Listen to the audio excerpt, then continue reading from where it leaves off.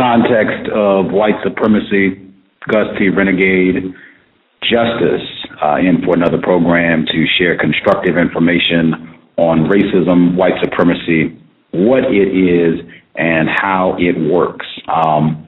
Just because I suspect we might be pulling in more traffic, having guests that people think highly of. I know yesterday with Dr. Baruti on his fourth trip, we set new records for page hits and just had a lot of folks in, so I suspect that might be the case again today. Just in case we have first-time listeners, so you know where you are, Context of White Supremacy. This is the middle of our end of summer blackout, bringing in some of the best scholars and folks who are black, who are working to replace white supremacy with justice immediately. This segment began yesterday with Dr. Mawalimu K. Baruti, his fourth visit to the cows. On Sunday, we'll be back. Ashura Kwesi, Marira Kwesi of Kemet Nu, they will be here Sunday afternoon, 5 p.m. Eastern, 2 p.m. Pacific. Umar Abdullah Johnson will be here on Monday, August 30th at 5 p.m. Eastern, 2 p.m. Pacific. Mbewe Aja Shange of Ghetto Times, he'll be here on Wednesday, September 1st, live from the United Kingdom. Paul Ifeanyi Grant. He is a black male in the UK. He's written several books, one of them, Why Willie Lynch Must Die. He will be here live from the United Kingdom on Friday, September 3rd. Dr. Frances Cress-Welsing will make her sixth visit to the Context of White Supremacy on Sunday, September 5th. That's a week from this Sunday. And Kush the Black Unifier will make his return visit on Tuesday, September 7th. So for about the next 2 weeks, that's the lineup. We should be very active, might even be some additional programs in the meantime. But that is the Context of White Supremacy, working hard against racism, white supremacy. In this segment, couldn't have had it without our guest today. He is easily one of my favorite guests to have on the program. I think people who listen to this broadcast, they have concurred easily. One of the top guests, just have a great deal of respect for his work. And especially, our guest today is one of the few folks that actually put some pressure on Gus T Renegade to do quality work, getting an endorsement from our guest today and the entire staff on War on the Horizon. Just meant a lot to me and definitely makes me focus every time out to make sure that I'm doing quality work. Pleasure to have him back for the fourth time. Author of War on the Horizon, Black Resistance to the White Sex Assault. The website, waronthehorizon.com. Again, waronthehorizon.com. Our guest today on the Context of White Supremacy, the Irritated Genie of Soufeese. Irritated Genie, are you with us? Yes, sir. Welcome to the Warfront. How you doing, brother? I am still working hard against the system of white supremacy. How are you doing, sir? We're doing fantastic, brother. We're very, very happy to find out, and correct me if I'm wrong, but I think that you received enough of the currency to get that MacBook Pro? I did, and an order was placed yesterday, so I should have the machine within a week's time, but that is correct. Well, I just want to say to the black family out there, I really appreciate every brother and sister that reached in your pocket. I don't care if you gave 50 cents, because we truly, as a race of people, we need desperately as many Gus T Renegades out there that can have sincere, committed, mature dialogue, unafraid of considering what the solutions are to the problems faced by black people. We need our people 24 hours a day, 7 days a week, to have more brothers and sisters out there like yourself, engaging our people in thinking constructively so that then we can act constructively.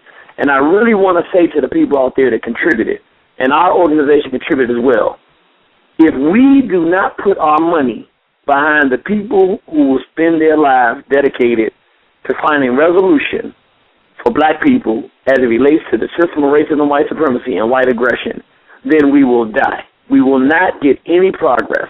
We have to understand that revolution and change has to be financed, and it's not coming from no Paramount Studio. It's not coming from no Henry Kissinger Foundation or Ford Foundation. It's got to come from the pockets of black people who work hard every day and decide that it is better to spend our money and economic resource with brothers and sisters who dedicate themselves to us than to throw it away and continue to be slaughtered and destroyed. And so I want to thank you, because this brother needs whatever he needs to continue doing what he's doing. Thank you. Brother. I had to make you speak to it, brother. I had to get that in before we started, because once we start, we can't slow down to say that, so we had to start at the top of the hour. Sincerely, thank you. And thank you to everybody at the War on the Horizon staff. I sincerely appreciate the investment and the support. I see them posting links to the program on Facebook. I hope it is worthy of your time and energy. And like I said, you all are the few group of folks that can actually put some pressure on Gus to make sure we are doing the correct thing. Cannot be embarrassing Irritated Genie and the folks at War on the Horizon.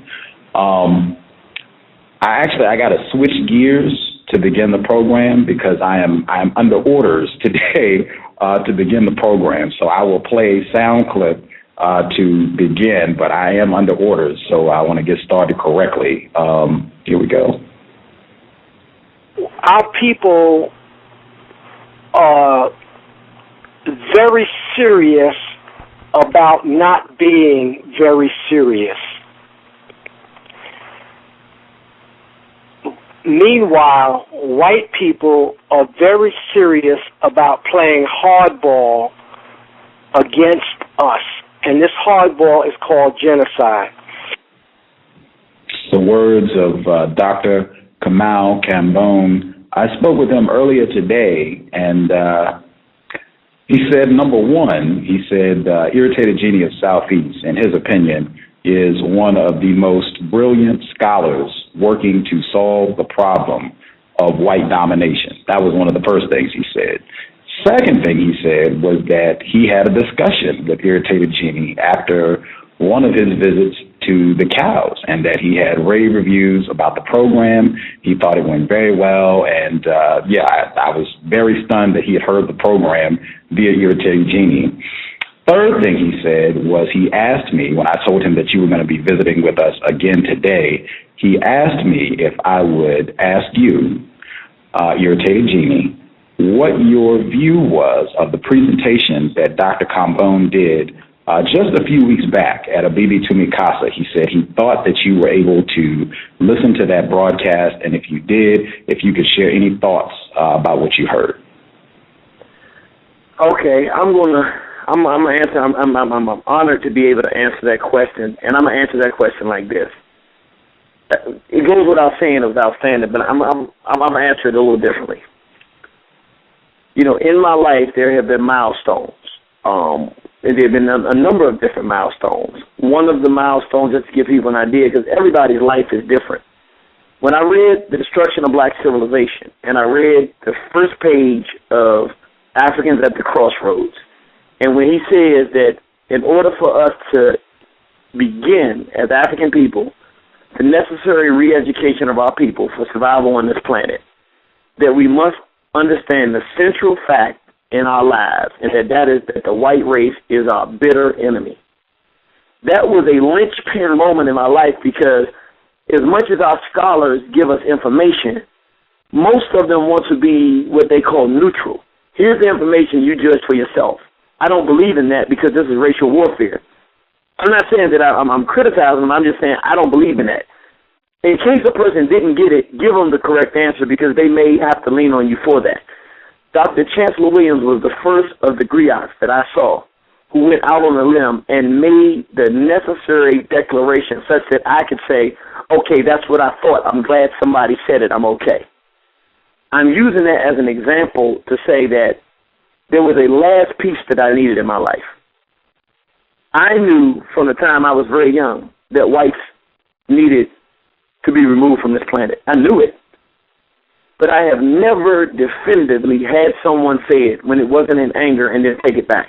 I've never had anyone say in a clear, concise, mature manner that the only proper resolution to avoiding black genocide and the only resolution to the problem of white racial aggression against African people was the extermination of the white race. It is not that I didn't know it, but I had no confirmation. And it takes a very special person to do something without confirmation.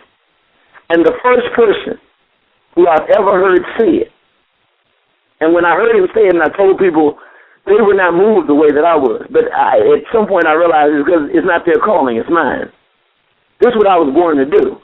But I wasn't man enough to make that decision and statement by myself because no one else had done it. So in the back of my mind, I was curious as to whether or not I was correct or not.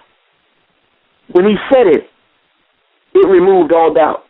And it let me know this is the reason that we have not been successful in resolving this issue is because as far as I have seen, I'm sure someone has said it at some point, but in all of my vast research, in all of the history and reading I've done, I have never heard an African in history or current times stated in as definitive, as honest, as truthful, and as a well-researched and definitive manner as our brother Kamal Cambone. And so I can honestly tell you, any time that I can sit down and listen to that brother, including a few weeks ago he had a session online, if he charged $1,000, if I had it, I'd pay it to listen because he doesn't waste words. And unlike many of our people, he operates without fear. So the things that he says are the things that we need to hear without regard to how we're going to feel about what he says, how he's going to make our feelings hurt, how our enemies are going to feel about what he says.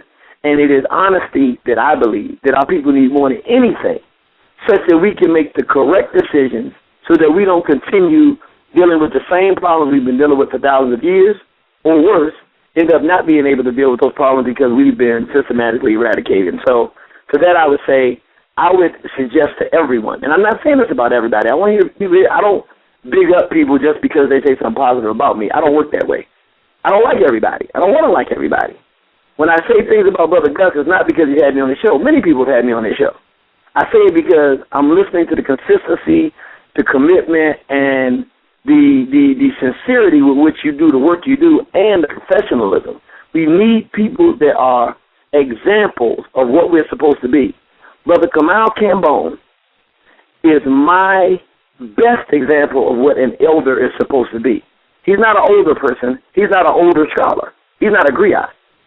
He is truly, in the most profound sense, an elder. Because, you know, when people get older, they get less afraid of circumstances because they've lived their lives. And then they can be more honest and they can give you the benefit of their wisdom of all of the years of learning in their life without the necessity to feel that they have to worry about what you're going to think because they're an elder now. As an elder, when he speaks to us, he gives us many of the answers that we already know, but we need reinforced, and some answers and resolutions that we have not considered that can help us make the right decisions in this war. So to that I would say, out of everyone that I know in this world, I would say he is the best, in my opinion and in my life history, example of what a black African elder is supposed to be. He is truly a man, and I thank him for giving me the last piece that I needed intellectually to say I know exactly what I'm supposed to do at this point. Whether I'll be successful or not will depend a lot on the mistakes, errors, or correct decisions I make and the decisions our people make. But at any rate, at least I know that I'll go out, not have to go out without making a try. We're going to do our best to resolve this situation. Wow. Dr. Cambone, I think we said today he should be coming to the cows soon. We're just trying to get a date and time worked out, but that should be happening very soon. I believe Justice is with us. This might be your first time visiting us and actually hearing Justice as well. Justice, if you have some questions for the Irritated Genie, your line should be open. Go right ahead. Hello. I have some questions for you. How did you get your name? All right. Well, it sounds like we have a young lady with us, and I thank you. I think that all of us should be raising our children like that, and I thank you for your wonderful question, Justice. The Irritated Genie is a book written by Jacob Carruthers, and it was written about the Haitian Revolution. And the Haitian people, when they were fighting European tyranny and fighting slavery, they had what they called the spirit of the Irritated Genie, and that was the spirit of African people in Haiti to fight back and resist slavery and oppression, rape, brutality, murder, and European aggression. And it was that spirit that they said that roused the oceans and destroyed the ships of the French. It was that spirit that led them into battle and accounted for them defeating the French in battle and the other Europeans, even though they were outgunned.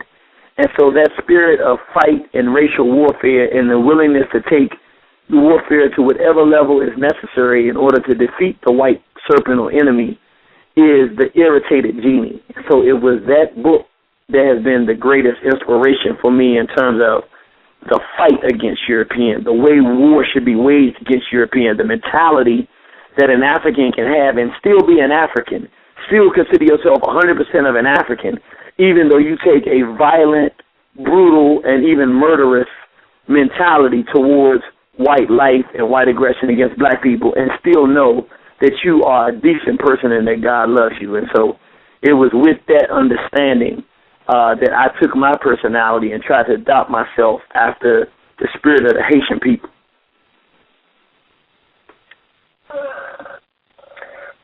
What's warfare? I'm sorry? What's warfare? What's warfare? Okay, that's a very good question. Warfare is when two or more parties enter into a conflict with the intent of one conquering or destroying or doing harm to the other. And it is an ongoing conflict where one group or one individual intends to completely harm or take advantage and get into a power position over the other. So warfare is basically an extended, committed fight against another person or group of people.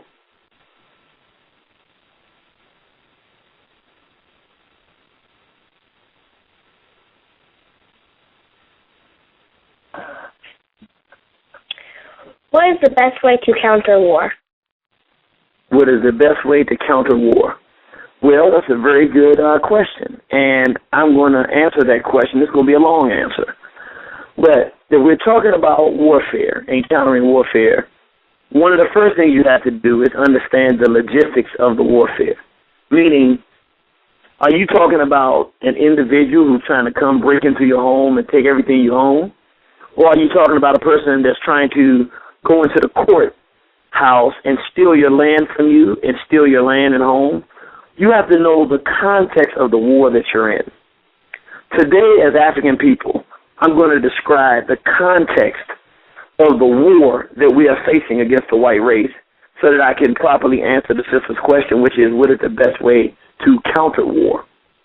The context of the war that we're in is that the white race, has created a system of exterminating black people throughout the world. And they starting the system by conquering African people all throughout the planet and other groups of non-whites on this planet.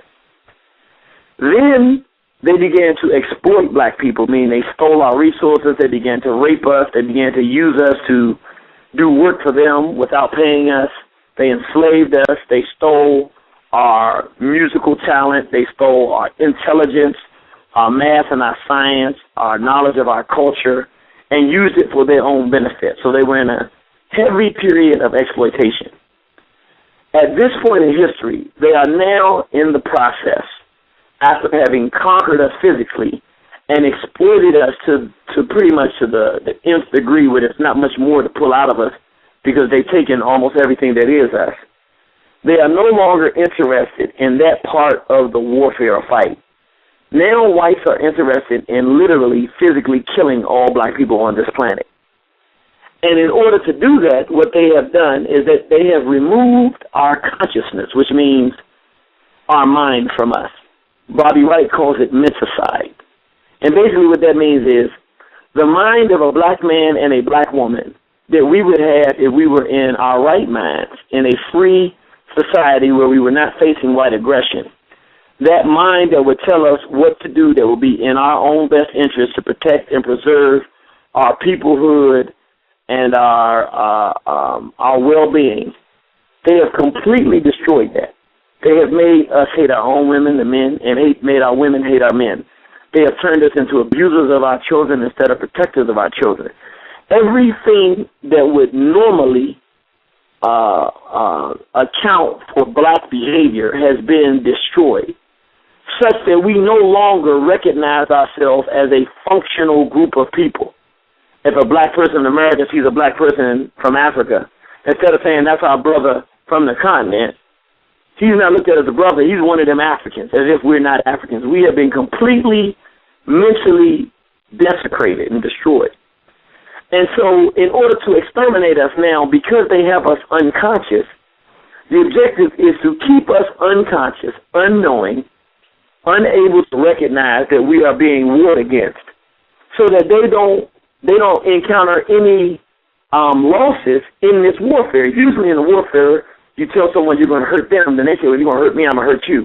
Y'all go out there and fight, and you're going to get hit, they're going to get hit, one's going to win, one's going to lose. The kind of warfare that Europeans are engaged in is a warfare where they do not declare it a war. Essentially, they steal our minds from us so that we do not know how to think intelligently, and then they brutalize us in warfare without telling us that there's a warfare that's going on, and we are a very helpless, hapless victor that gets destroyed. And even when they're not successful at destroying us, they never lose anything.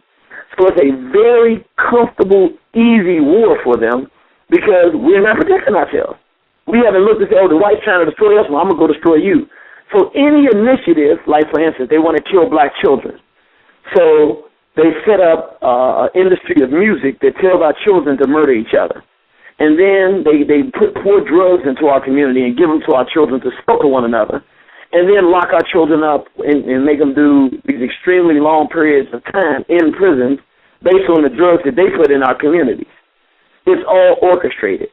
Now, normally, if a people are conscious that someone is trying to destroy their children, well, they say, if you destroy my babies, then maybe we don't have the sophistication or money to go after Europeans and go and pour drugs into their community.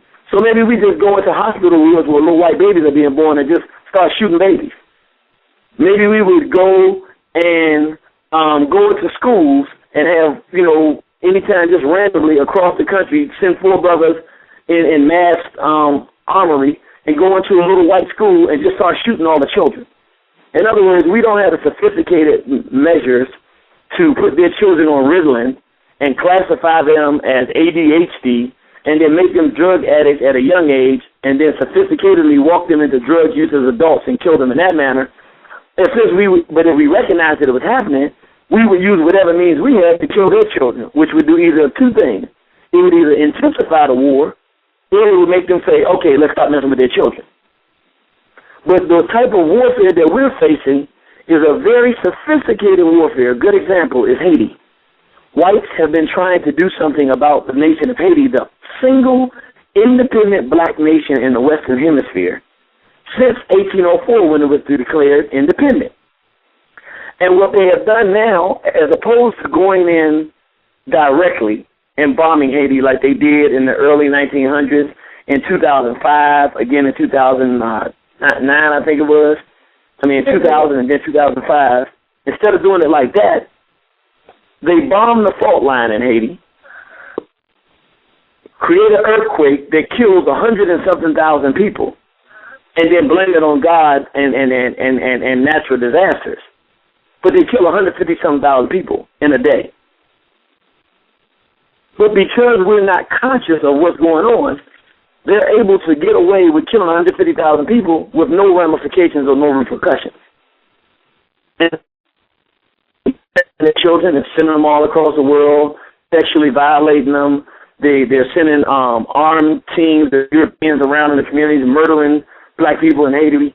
They're preparing now to get governments like China, the United States, and various other governments to go in and take the land and begin to build on the land so that they systematically steal the people's government from them and make Haiti a playground for the United States and various other countries around the world who invest basically in the slaughter of the Haitian people.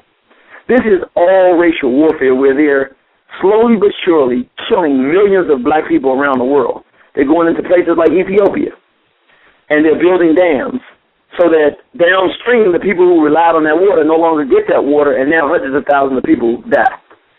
The Chinese go into Ethiopia and buy, quote-unquote, water rights to certain regions, in which criminal entities, individuals in Ethiopia will sell them those rights. And when they do it, they sit down and calculate that, okay, there's going to be 170,000 Ethiopians that are going to die because they no longer have rights to their own water in these rural areas. And the government says, so what, I got a fat check in my pocket.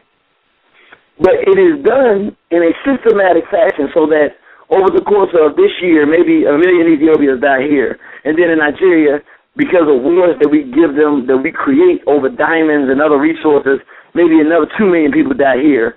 And then in the Congo, 5 million people die here. And so they're systematically eradicating black people off of the African continent with the intent of leaving America, now that the Hispanics, who are the descendants of the Native Americans, have gotten themselves to the position where they're flooding this country and they're running the Europeans out. The Europeans realize that, well, this is their prediction. Their prediction is that the Hispanics are soon going to have the type of numbers where they can launch a physical aggression against the whites. And they've already calculated that black people and Hispanics are going to join together. They've been trying to get us to fight with one another, but it has not been working at the level they wanted to work. Hence, they've made the decision they got to pack up and leave. Here's their problem. They cannot leave America intact, because if they leave the American continent intact, North and South America, black people and the descendants of the Native Americans, now call themselves Hispanics, will have access to the strongest military on the planet.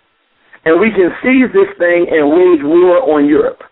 They are not going to do it. So what they've been doing, they've been outsourcing all these jobs across seas. They've been spreading all the American resource across seas. They've been dumbing down the American people, dumbing down the people in the schools.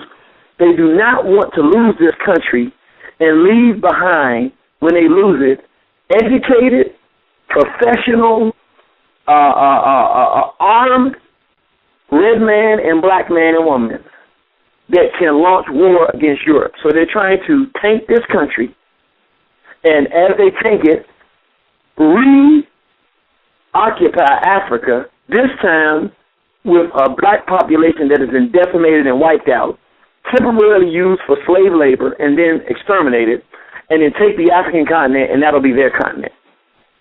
And in order to do it, they're putting out all kind of movies talking about our African ancestor, putting the idea that we're all one people. They're putting out these terms, humanism, we all are the human family, it's only one race. That is to legitimize their right to go places they have no right to be. And to take the dead person, who even when you're dead, in the mentality that Africans have today, if we saw whites coming into Africa, may have a problem with it. Well, now they're giving us the arguments to explain their approach on our people, so that we have Negroes that when people like ourselves say whites are attacking Africa, no, it's the human family. They've come in to help Africa. It's good for Africa. You know, these idiots will sit there and actually support the European invasion into their own homeland. That is a basic logistical outlay of what we're facing. Sophisticated weaponry, sophisticated ability to create what appear to be natural disasters but are not natural disasters.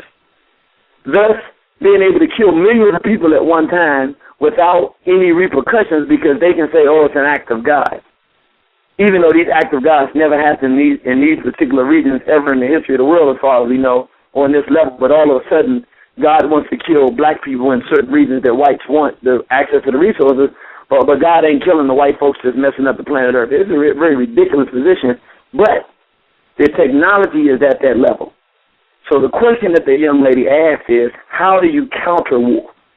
That is the war that whites are waging against us, dumbing our people down, creating inaccurate paradigms of world love and world peace and we are the world and let's sleep with white folks and love everybody, while they systematically murder, torture, rob, and kill black people because we're dumb. So how do we counter that? First of all, we can't be dumb. In order not to be dumb, we must teach. We must properly educate our people to who our enemies are and how they operate, hence the cows. What does it do? It teaches black people what's really going on. It gives black people some answers in our everyday lives how to counter racism, and, as we're talking about now, a more global perspective of what we're facing and how we counter it. So, first, we have to begin to be honest and understand what we're dealing with. We're dealing with a race that is trying to kill us and it needs to be removed from this planet. That is a proper resolution because they've had thousands of years to get it right, and they've shown that they do not want to get it right. Right for them is our death and our demise.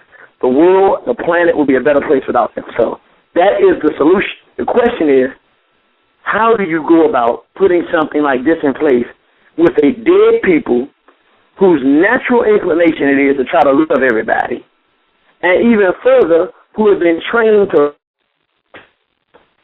you have to create a new paradigm, which means a new way of thinking. And then you have to wait to supplement your new way of thinking. And everything has to go. All of the things that we teach our children, all of the things that we do in our time that we spend what we call entertainment, everything we do that we call extracurricular activities, everything must be done with a common theme in mind, even if the people, our children who are involved in it, don't know what that theme is. And that theme is that it is our job as black people to bring an end to white tyranny and an end to white life on planet Earth. Now, we're saying that now I have to be the sacrifice. Someone has to say it. But as it relates to how do we wage this war, we don't all say it over and over again. How do you do it? You do it so that when you have a basketball team of young men and they're playing on the basketball team, you teach them y'all have got to be the best. You better not go out here and lose to these white boys. I want you to beat these whiteys in everything that you do in life. If it's a test, if it's in basketball, anything you do, you got to be twice as good at them, and you never lose to them under any circumstance. Even if you got to cheat, you never lose to no white folks. And you drill that into your children's head, this competitiveness. Why? Because at some point in their life, they grow up competitive existence. They don't need to handle that at a young age, but you feed them that which they need so that they see their enemy as somebody white, and they become competitive in everything that they do. Then there's another piece that you do. You attach everything bad, everything that you can think of as bad, you classify it as white. Everything that is good and decent, you classify it as black.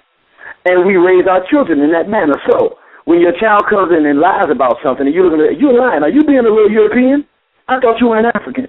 I am black. No, you're not. You're lying to me. And only whites lie because that's their nature and that's their character to lie. Black people try never to lie because that's not our character. Are you going to be white or are you going to be black? I want to be black, but tell me what happened and tell the truth if you're going to be an African. Otherwise, you can just go ahead and be a European. You make the European mentally in the minds of our children and everybody. We paint everything bad black. When we say death, when we go to funerals, we should all go in white. Or if we don't all go in white, we should have something white that represents death. We should have something white that always, whenever we saying something white, it should be bad. Or you tell a little white lie. A white lie means you're trying to trick somebody. You're trying to destroy somebody. We create the world that we want based on the outcome that we need. How else do you do it? When things like competitive sports, boxing, you always root for the black person against the whites. Always. I don't care how much you like the white individual in basketball, in any sport, particularly something like boxing. And we have to begin to start using these things. They might seem small, but using them as leverage to encourage our youth to be competitive with whites. So that when Floyd Mayweather goes out there and is going out to fight this white boy, instead of us being in the middle on it, every black person, even though Floyd Mayweather may be a Negro, but we as black people get together and party at our homes, and we're talking about We were rooting on behalf of a black man to destroy this white boy. And everything we talk about is this how black men, when you put the black man up against the white boy, let's show you how it's done. And we encourage our children to think about the world that way. So that when he knocks that white boy out, it does not represent Floyd Mayweather as an individual. It represents the power of black people to be better, stronger, and capable of defeating whites in battle. Everything we do should operate that way. If we have daughters, then when we're outside and we see our children misbehaving, then we look at them and say, see, when you grow up, young lady, you're going to be the kind of mother, you're not going to have your children acting like that because they're not acting like Africans. No, you're going to have them be strong Africans. And you teach your daughters, the people, you show them you let them listen to Gus T Renegade show. You let them see the Irritated Genie. You let them see Dr. John Henry Clark. You let them see Dr. Khalid Abdul Muhammad. You show them this and say, those are the type of sons that you're going to raise. They're never going to be afraid of anything. They're going to be decent, respectful young men. Those are the kind of sons you're going to raise. You show her women like Sister Nefertari and Queen Mother Moores and Harriet Tubman. You teach them about these people, and you teach her this is the kind of child you're going to raise so that every black girl understands that it is part of her responsibility to raise decent, good black children that are going to help us wage war against the European. Even if you don't say those particular words, which some of us can, particularly in the privacy of our own homes, the idea is that the entire construct that we create, whether we say it or not, all goes to the same direction. So, for instance, if you look at George Washington, if you break it down to raw bones, George Washington was a killer. What he did is went out there, got mad at some British because he didn't like their rules and started killing British. He's a murderer. That's what he was. Just a basic, fundamental murderer. But when whites have finished with his story, white male, he is a white god. Every street is Washington Street. They take the greatest fighters and killers. They make them, give them a nostalgic value. They cleanse the killing part and paint them as great men, but you never lose the fact that they was out there fighting and killing. It just becomes so cleanly that it is acceptable. Every single one of our people that has done something great, Nat Turner, for instance, he needs to become such a great person that he is a god. He's almost worshipped. If you say something about Nat Turner negative, somebody punch you in your face because they feel like you done stepped on their ancestors, and they don't even know how to deal with that kind of thing. And it should be so across the board that even a Negro was offended if somebody white said something about Nat Turner. I mean, a complete Negro who doesn't really understand what it means to be an African. They think of themselves an African American. They're just a Negro, you know. They wouldn't like this conversation we're having. But we should be so diligent about making the strongest fighters and killers of our people represented as the greatest and highest level of being a black being, that when a black person hears about that person, all they can think of is that this is the kind of person I want to be like. So when they think of Nat Turner, they think of, short of God. This is like a son of God. They have the same feeling about him that they would have about Jesus for those who are Christians, or Muhammad for those who are Muslims, where we worship Harriet Tubmans. We worship the people who fought for us, not the ones like Martin Luther King who want to go around and love white folks. And what we have to do in this process, I got to be honest, we have to begin to vilify people like Martin Luther King.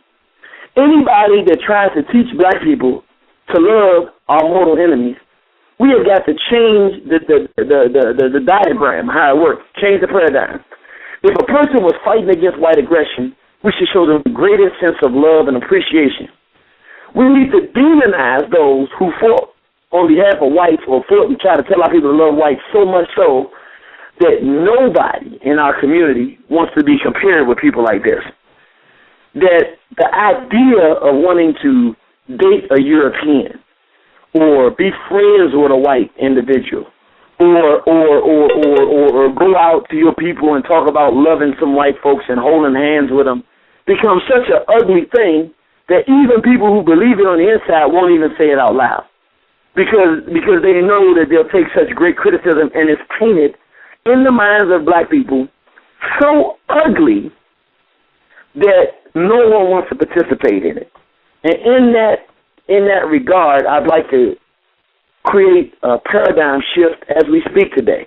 I want black people to begin to look at the world in a different way, because another part of how we counter this war, we have to begin to have rules and agreed upon means of how we spend our energy. And in saying that, I'm saying that as it relates to black people, there are two major categories that we need to put black people in. One of them is what I call the upside-down pyramids. If you can imagine a pyramid which lays on a wide base and has a point at the top, being upside down with a point at the bottom and it's trying to stand on a point, obviously it's going to fall because it can't stand up. Upside-down pyramids are Uncle Toms who do whatever white folks want to do and snitch on our people. They're cracker lovers, Negroes that want to date white folks and love white folks and bring white folks to black events. Just Negroes who love the slave master so much they just want to they wish they were white. Just complete coons. Black degenerates. We got a whole movement out here now with black people who, under the guise of trying to be revolutionary, all they give you is the N-word, the MF word. And I'm not saying we don't curse at any time. I'm not saying we're never vulgar, but my point is, what they're doing is very cleverly shifting and trading in what has traditionally been black warfare, which is I'm decent, the cracker's no good, I'm going to go destroy him, to I'm a degenerate and I'm going to make the war. Look how degenerate I can be as I talk about white folks. It's a real clever trick that's being waged on our people by individuals out here, and all you have to do to know is just listen. If a person, and I'm going to give a good example of what a black degenerate does. This is how a black degenerate operates. Imagine if we were in the desert and we were thirsty and we needed water. And I got water, and the black degenerate got water. Now, here's the thing. For whatever reason, the black degenerate likes to pee in a cup and pour his water in and drink that water. That's how he likes to drink his water. I don't drink my water like that. But when we go to the people, you starving. The black person who cares about you pours you a little bit of water. Maybe they can't pour you a lot because they need some for themselves, but they give you a little water so you can drink it. But now the black degenerate will give you water, but they pee in it first. So they give you something that has value, sustainable value, it does. But they got to pee in it first. So you're happy to get the water because you need that water. But it's filthy, though. So you got to ask yourself the question, okay, the one thing is that's how they like their water. Why do they got to pee in my water to give it to me? Why does someone have to call you the N-word to tell you that the white folks are your enemy? Why does someone have to curse every other word to tell you that we have to destroy whites? I'm not saying that that's not how they talk. But if they're coming to our people and they know that there are many sophisticated, serious black people out there who don't want their children to hear that, but they want their children to hear the whites are the enemy because they need them to know that, then why are you peeing in water before you give it to them? It means that you're more concerned about not changing and bettering yourself and cleaning yourself up than you are about really saving black people. So because we're in a valley of dry bones now, and like I said, our people are dead, and they need a message. Instead of trying to become what our people have in the past, Marcus Garvey, Harriet Tubman, all the greats in the past have stepped themselves up, have sacrificed many things in order to give our people the best that they can give them. No, they weren't perfect, but they sacrificed. We have a group now that don't want to sacrifice nothing. They don't want to do nothing better. They don't want to become better. They want to remain degenerates, hip-hoppers running around here being just complete degenerates. But then read a couple of books and give you some information because they know you're starving for information. And what's happening is, out of our lack of understanding of what they're really giving us, we take it. But we're taking this urinated water, but we don't realize eventually somebody's going to stop pouring water in and just continue to pee. Because white folks will give you water with urine in it. If somebody loves you, it don't matter if they like water with urine in it, they would never pee in your cup. And what I'm saying is that's what we're getting out of here. And that's one of these upside-down pyramids. Upside-down pyramids, homosexuals, pedophiles that rape our children. My point with the upside-down pyramid is to make it this. These individuals in our community are a complete waste of time for us. We're wasting our time when we sit around talking to these individuals and trying to act like we're going to work with these individuals. Many of us got maybe a parent that's homosexual. I'm not saying that you should not try as much as you can to try to do what you can to help that person. But I am saying this. If you're trying to take that Uncle Tom Christians, Muslims, and when I say Muslims, I mean non-Nation of Islam, because the Nation of Islam has been a revolutionary organization for the most part. But I'm saying Christians, Muslims, and Jews, these are other upside-down pyramids. Any members of our community who have committed themselves and tied themselves to the biblical cord of one group of our enemies, for the most part, are going to be useless. They're not going to help us.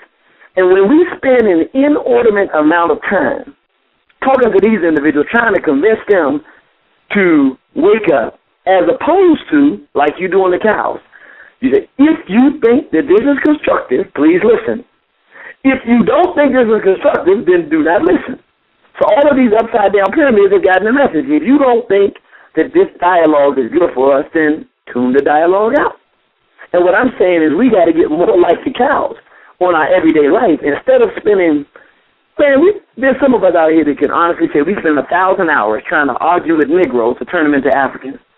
Why aren't we spending 20 hours, or maybe they say spend 100 hours with Negroes trying to turn them into Africans, and then 300 hours talking to Negroes, seeing which ones we think could be Africans, and then the rest of the 600 times talking to Africans and revolutionaries, such that we can spend our time with the people who think like us so that we can build something. We spend too much time with individuals that's not going to build nothing because they're caught up in all this upside-down pyramid behavior, and thus we don't have any institutions. Let's spend our time with one another. Now, those are the upside-down pyramids. I said there were two groups. The other group is the right-side-up pyramid. And these are the people in our community that we should spend 90% of our non-work related, and I say that non-work related because when you go to work, you got to be with whoever's at the job. I mean, unless you work for yourself. And even then, sometimes you're going to have people to come in to purchase whatever good or service that you buy that may be a Negro, and now you can't control that. But I'm saying non-work related, we should say we should have a percentage of our time. Some people may 75% may be yours. Some people may say 50%. Some people say 90%. But the vast majority of our non-work time that we don't go to for where we get paid, most of us on a plantation job, should be spent around other pointed pyramid people, meaning people who are out here at least partially similar in their thinking that want to do good for black people. And on that pointed right side up pyramid, there are three levels of people. The bulk of the people that are out here that can actually help our people, we're going to call them civilians. And what a civilian is a black person who, if they get good information that they can understand and can tell us the truth, then they will try to do the best they can with that information. So, for instance, a civilian is a person, they may or may not be conscious. But if you tell them about the history of Nat Turner, then they say, you know what, I'm going to teach my child about that. Or if you say, yeah, you know, we having a play like Sister Nefertari and the children of Southampton did this weekend, I have to say in the midst of this conversation, it was really the best cultural event I've ever been to in my life was the Nat Turner Day Weekend Celebration 2010. I have never experienced anything like this, and I want y'all brothers and sisters to give Sister Nefertari and the children of Southampton so much love and appreciation, and I want y'all to come out to everything that she does.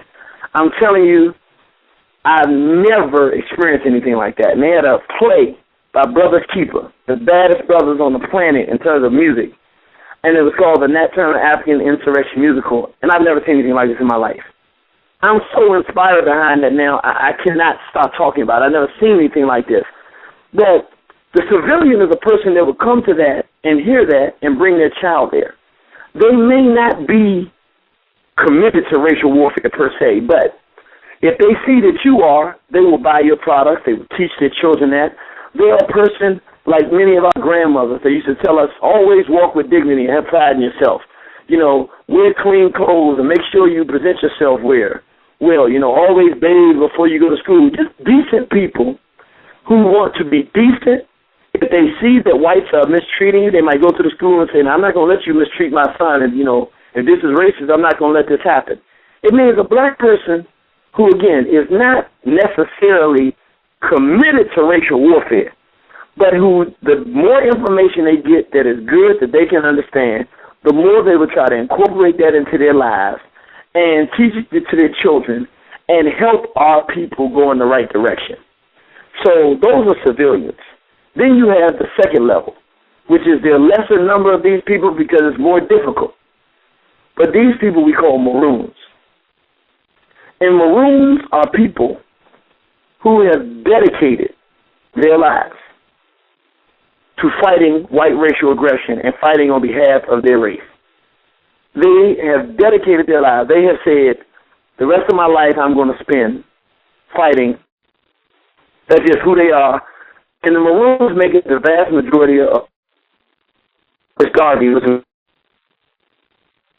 Robert Williams. They were Maroons.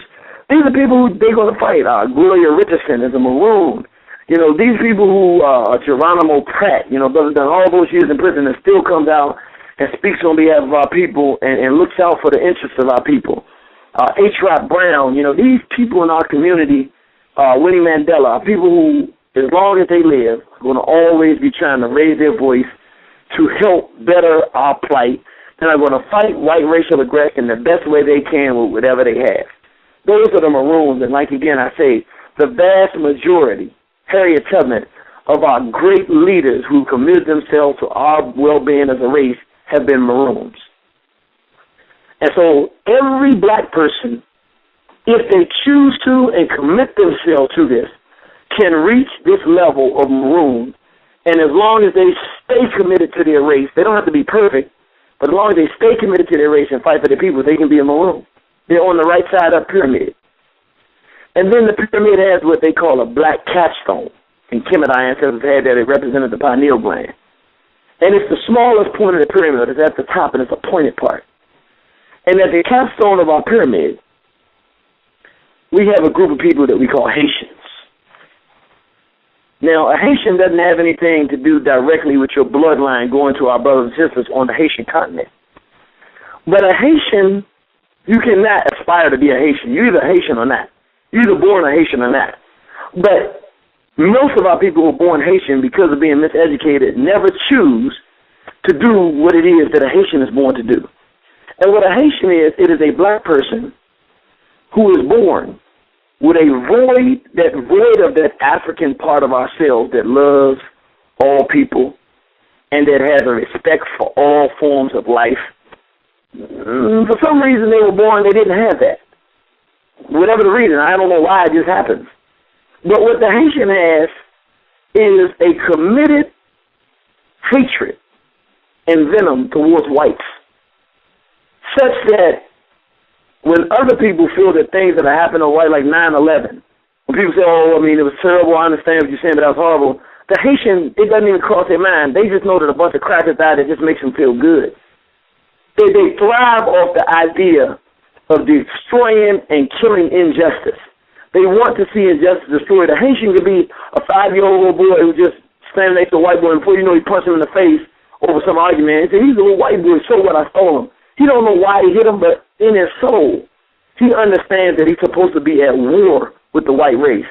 And even though it's not our nature, there are some black people who are born with the nature, like the lions, and know that he's supposed to hate the hyena. He don't have to have no long soliloquies like we're doing now. He don't have no long explanation. If you give him a basic, fundamental history of what whites have done to black people and tell them it's okay, there's supposed to be people out there that are Haitians. And you're supposed to destroy this white boy, and you're supposed to do what it is you're supposed to do to deal with this problem, you have released that person into a brand new world. I'm going to tell you, most of the Haitians in our community end up in prison, committing suicide, race traitors, and I'm going to tell you why. They end up in all these various different things. Because no one does what our brother Kamal Cambone does. No one gives them permission to be born and live a life where they live in tune to the nature they were born with, which is to bring war and terror to the white race. And so they go around in life, and if they ever get to the point of trying to fight whites and everything, they're always on the nth degree. You know, they're always more excessive than the rest of us. And so they generally don't run into anybody who sees the world the way they do. So if they got parents that are integrationist Negroes and they want to fight against whites, the parents convince them that they're evil, and to not make their parents upset, they reside themselves to living a life of coonery or being acceptable to their parents, and so they might marry somebody white. In order to avoid dealing with what they really want to do, they might go to the nth degree and go over to the other side. Or they may just be quiet, and when they're in conversations, they don't hang out with a lot of people and stuff because they really can't hang out with a lot of people because every conversation for them ends up with the slightest, it doesn't matter, you talk about basketball. At the end of the basketball conversation, somehow they turn into, we need to go out and do something about these crackers. And so they have a hard time being around people because that's the only thing that's inside of them, and so they end up being kind of weird people. Or other ones of them, because there is no way to properly channel that Haitian spirit inside of them that wants to wage war, except being a criminal. They pick up a gun and they go rob people in our community. They become gangbangers. They out here doing killing and all this stuff. It's in their blood, but they don't feel right, but they just don't know why. Because they know they're supposed to be doing it, but they don't understand that they're doing it the wrong way. They're being self-destructive. So many of them end up in prison or dead before they actually realize that they're doing what they're supposed to be doing. They're just doing it the wrong way. These are the saddest, most sorrowful people in our community because they have the greatest job to do, but they have no one to teach them and to fuel them how to do this job. Well, they hadn't before. Now they do. And so we see we got two pyramids, and the person has to understand. Again, you know, when I was talking earlier, and I put that example out when I talk about how they murder our babies, and what it would be like if somebody went into a white baby ward and just started killing the baby and throwing their babies out the window. If that strikes you as, man, that sounds crazy, then you're not a Haitian, and that's okay. Don't be mad about it. You're a civilian, or maybe you're a Maroon. And you don't have to see that the whites are coming to hurt you in order for you to feel justified in hurting them. That's okay. Everybody don't have to play everybody's position. But if you heard me saying that and you sit there smiling and you joking and you feel good about it, even if you couldn't physically do it, you might be a Haitian. It might be in you because you know what needs to be done. That's where you were born. That's what moves your soul when you hear it and see it. When you heard Omar Thornton went out there and shot them 8 white folks, and you were just happy, you were elated. You sat at home and smiled. You were overwhelmed so greatly that you couldn't even, you really didn't have a word to say anything. You were just so happy. You couldn't wait to call somebody and tell them, you might be a Haitian. You might be a Haitian. And my thing is this. There's room for every decent black person on this pyramid. If you're a civilian, your job is not to do the same thing that the Maroons and the Haitians' job is. Now, let me talk about what people's tasks are.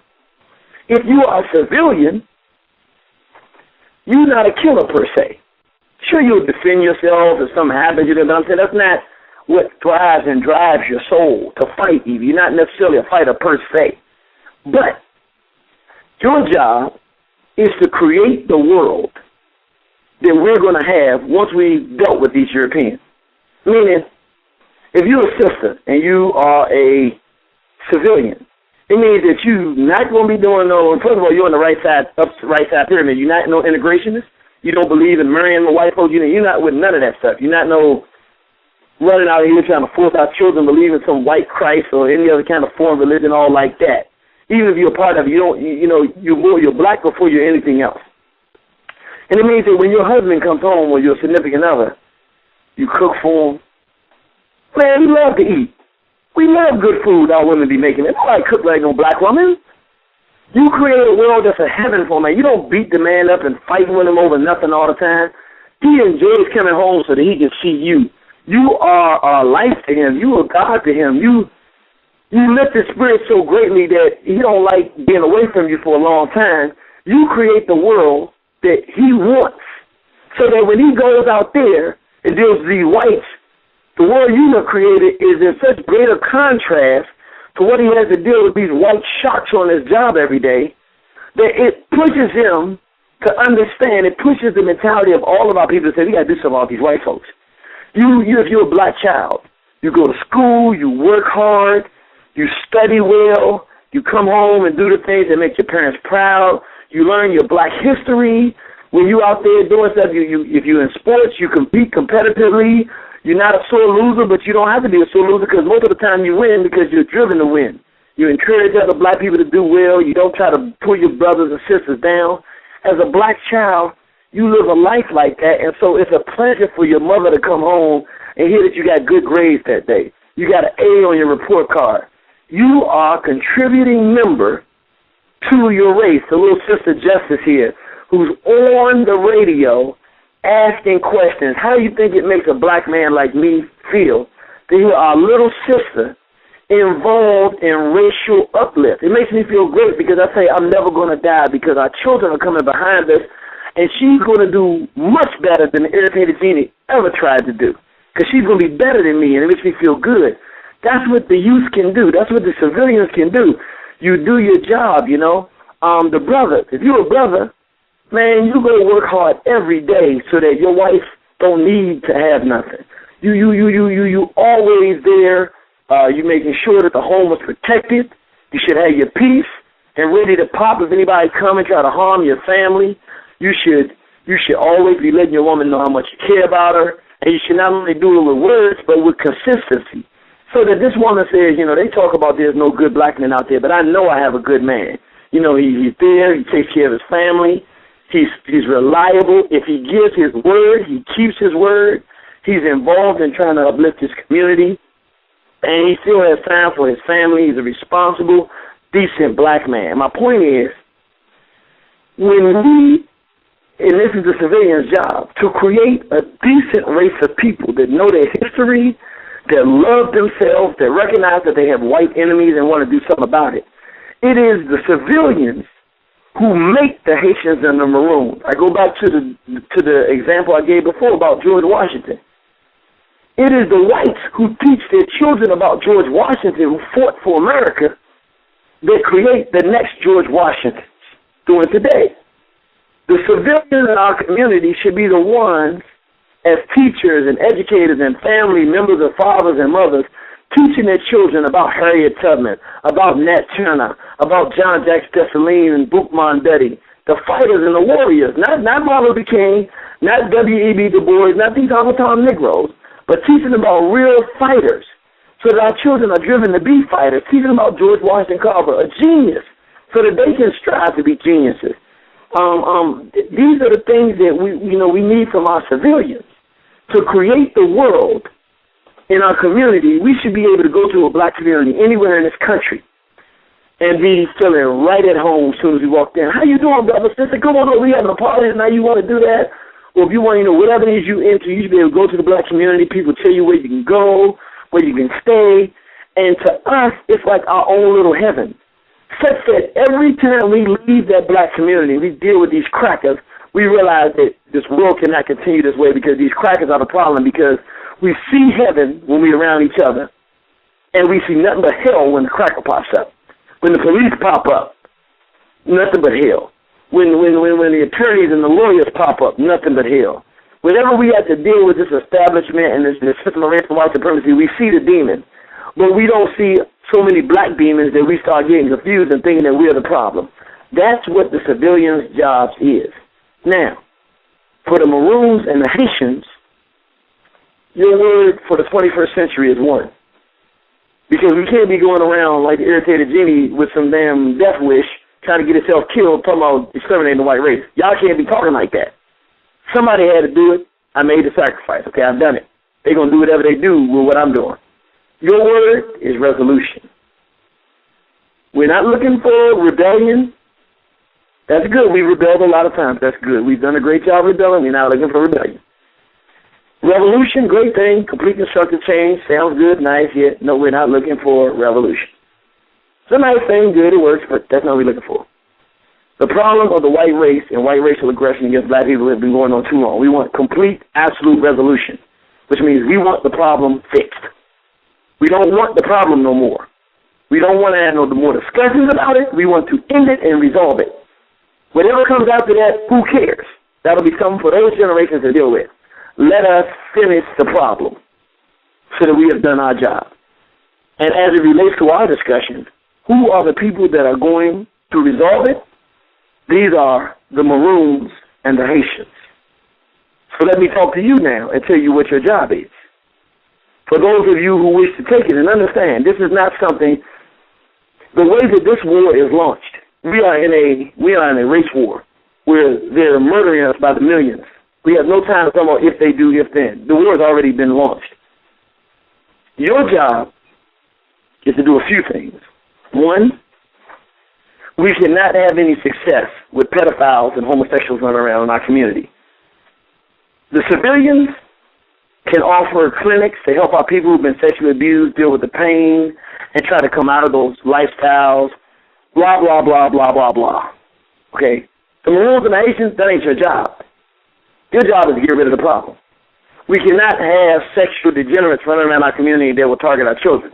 No man is going to leave his home and leave some homo pedophile in his house with his wife and his daughter and his son to go fight a battle against the white race, knowing in the back of his mind that his wife's going to get raped, his daughter going to get raped, and his son going to get raped when he leave that house.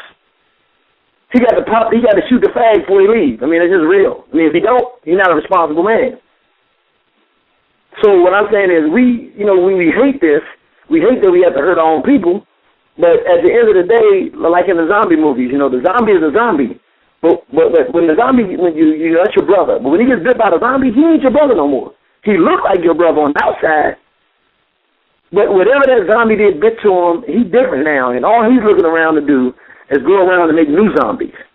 He's lost the inside. It is dry. It's bone dry. Ain't nothing left inside. And these predators, these homosexuals, these pedophiles running around our community are going around seeking somebody else in our community to drag into this stuff.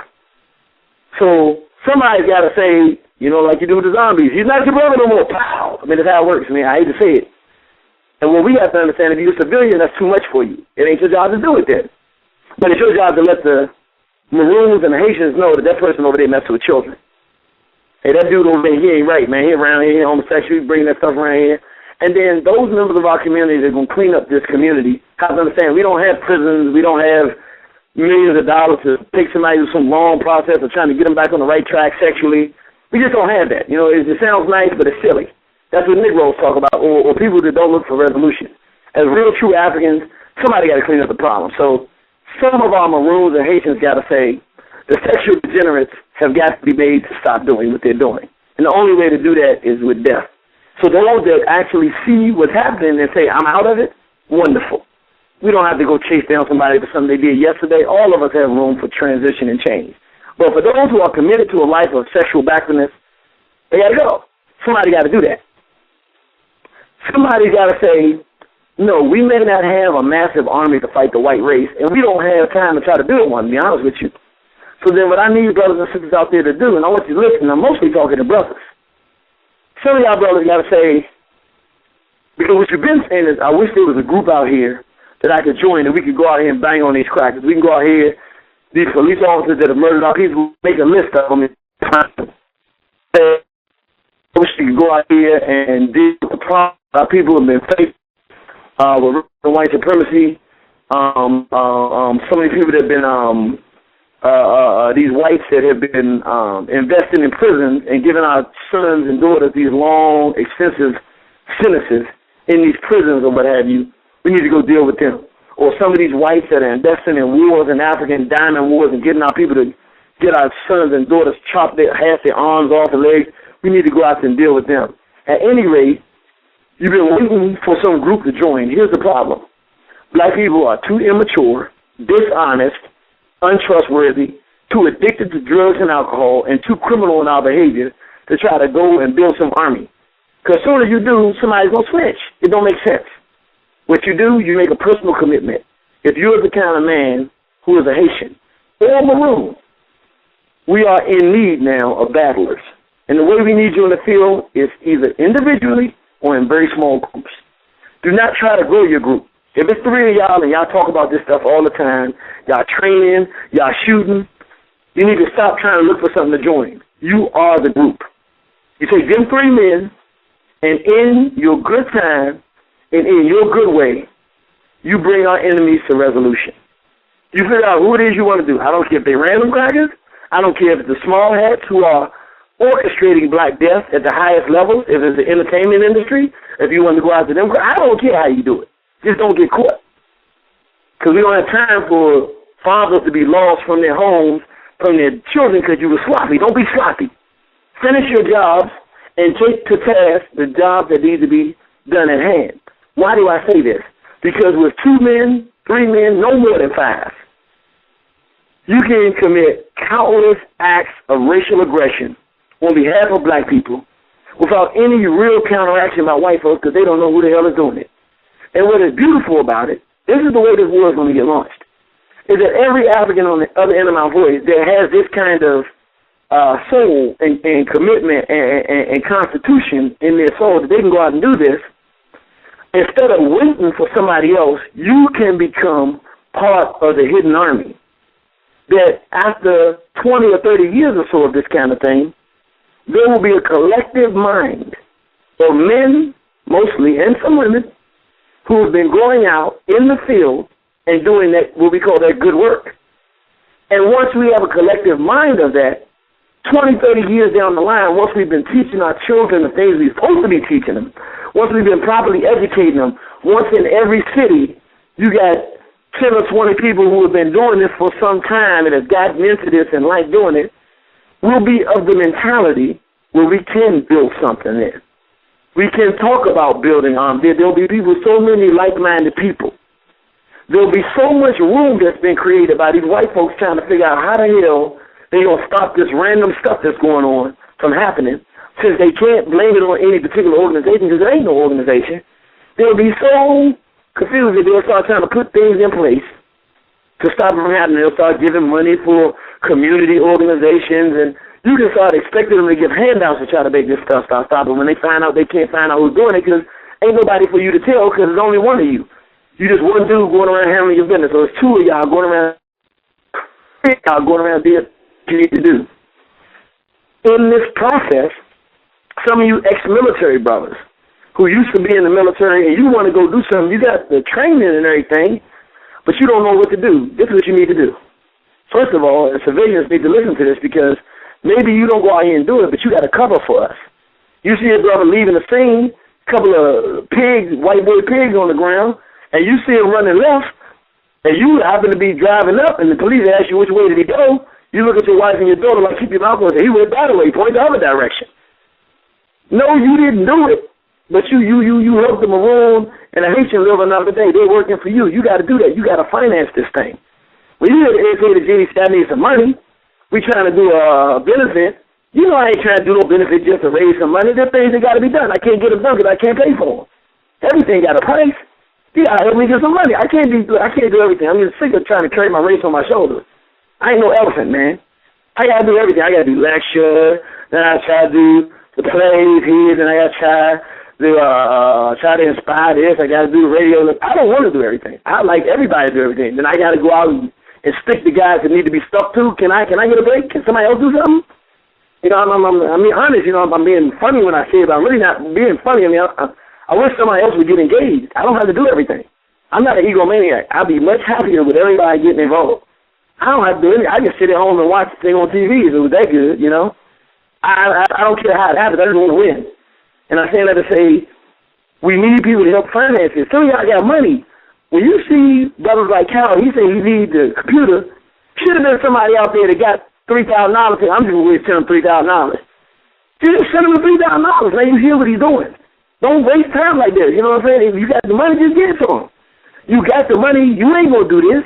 You don't have to. You're a civilian. You help us do it. There are those of us who want to get this thing done. And what I'm saying is we got to start finding ways to help because when this begins to happen, what we're going to see is that, like I said about those military men, you can take some of these young brothers out here and train them. They don't have no home here. They got bad reputations in their community or gang life. Why not put that man in Nigeria and say, we want you to go to Nigeria and we want you to set up something? Because, see, with an American mentality, a gang mentality in Nigeria or maybe a different type of country, Ghana or somewhere, you can go with that American aggression, black American aggression, and because you're from America and get a little bit of financial resource and you hit hard, you can build some strong black nationalist type of enclave. You can go to a place like the Congo. A couple of these cats from L.A., man, these bangers, that's all they did is kill people all their lives and but now they want to turn around, but they don't know what to do. They got education, they've been reading the books, they're listening to the cows, they want to do something different, they don't know what to do. Put them in another country and say, look, in the Sudan, the Arabs are raping and murdering black women by the thousands, taking their land. Put them down in the southern Sudan and say, your job is to defeat these Arab armies and return this whole country back to black people. He's going to give you a little bit of money and some guns, you got to get the rest of your own. The Arabs got money and water and everything else you need. We're going to start you off, and the rest is up to you. We got brothers out here who would love to go get a new start and a new beginning. Go to a place where they're not known for hurting their own people, but now they're fighting for their people. But they're fighting, that's what they know. And those people will not look at them as a gangbanger or as a thug. They'll look at them as liberators and heroes. And the ones that can leave their bad behavior, leave the N-word, leave the rape and all of that filth behind, but can go over there with a new mentality, a decency, but still banging. We can bang on these crackers all around the world. There's white folks that need that good work everywhere this planet exists. There needs to be constant resolution going on with black people because whites have had 6,000 years of practice of killing us consistently. Every day they're finding a bigger and better way to kill us. Every day they're coming up with a new drug to kill us. Every day they're studying, learning our DNA structures, trying to create agents that they can drop in the water to kill our agent stuff. Why aren't our scientists, what else is there for a black scientist to be doing but trying to find resolution? How do I create as a black scientist an agent that can assist my people in their righteous march for justice? Our people want justice, and we haven't been able to get it talking to the white folks. I'm a scientist. Can I find a way to do it? What is it that the problem is we talked about earlier, the paradigm? The whites have a paradigm of black genocide, and they're killing us, and they know that they are. But they've given us a paradigm of white love, where we love them while they're killing us. What we need today is a new paradigm. They want to kill us, but they're going to lose because we're going to kill them first. And now everybody has got to actively engage. If you're a civilian and you can't handle that, that's too heavy for you, then what you handle is the fact that black people are going to take care of this, and once they finish, when they come home, they're going to have a nice community. And you make that nice community. You make those nice children that we want to love to come home to. You make an environment that's clean for us. And brothers, you build nice structures for us. Maybe you can't go out there and do this, but you can build a nice home and you can lay down that strong foundation so that no matter how hard the storm hits, our people have good homes to live in. I don't care what you do as long as you're helping and as long as you understand that that is good work and that it's understood that it's a righteous thing when black people spill white blood, because that's how we're going to get free. It ain't no situation we picked, but it's here, and now we have to find out how to engage in the process now. As there are brothers out there that are doing that. Some people saying that's not going to get the thing solved. I don't know how it's going to get solved. It is not up to me to solve it. That's a racial thing for us to solve it. We know what needs to be done to get resolution. But I'm doing my part. That's what I'm saying. And that's what I want everybody to do. You're not supposed to go out there and point to somebody else and say, you're supposed to go do this, that, and the other. That's not how this race war works. Every individual says, what am I willing to do for my race? So if I'm willing to have honest dialogue and open a forum so that our people can talk about what we're going to do to survive on planet Earth, then maybe Brother Gus does that. And we don't try to get Brother Gus to do anything else because that's what he does well.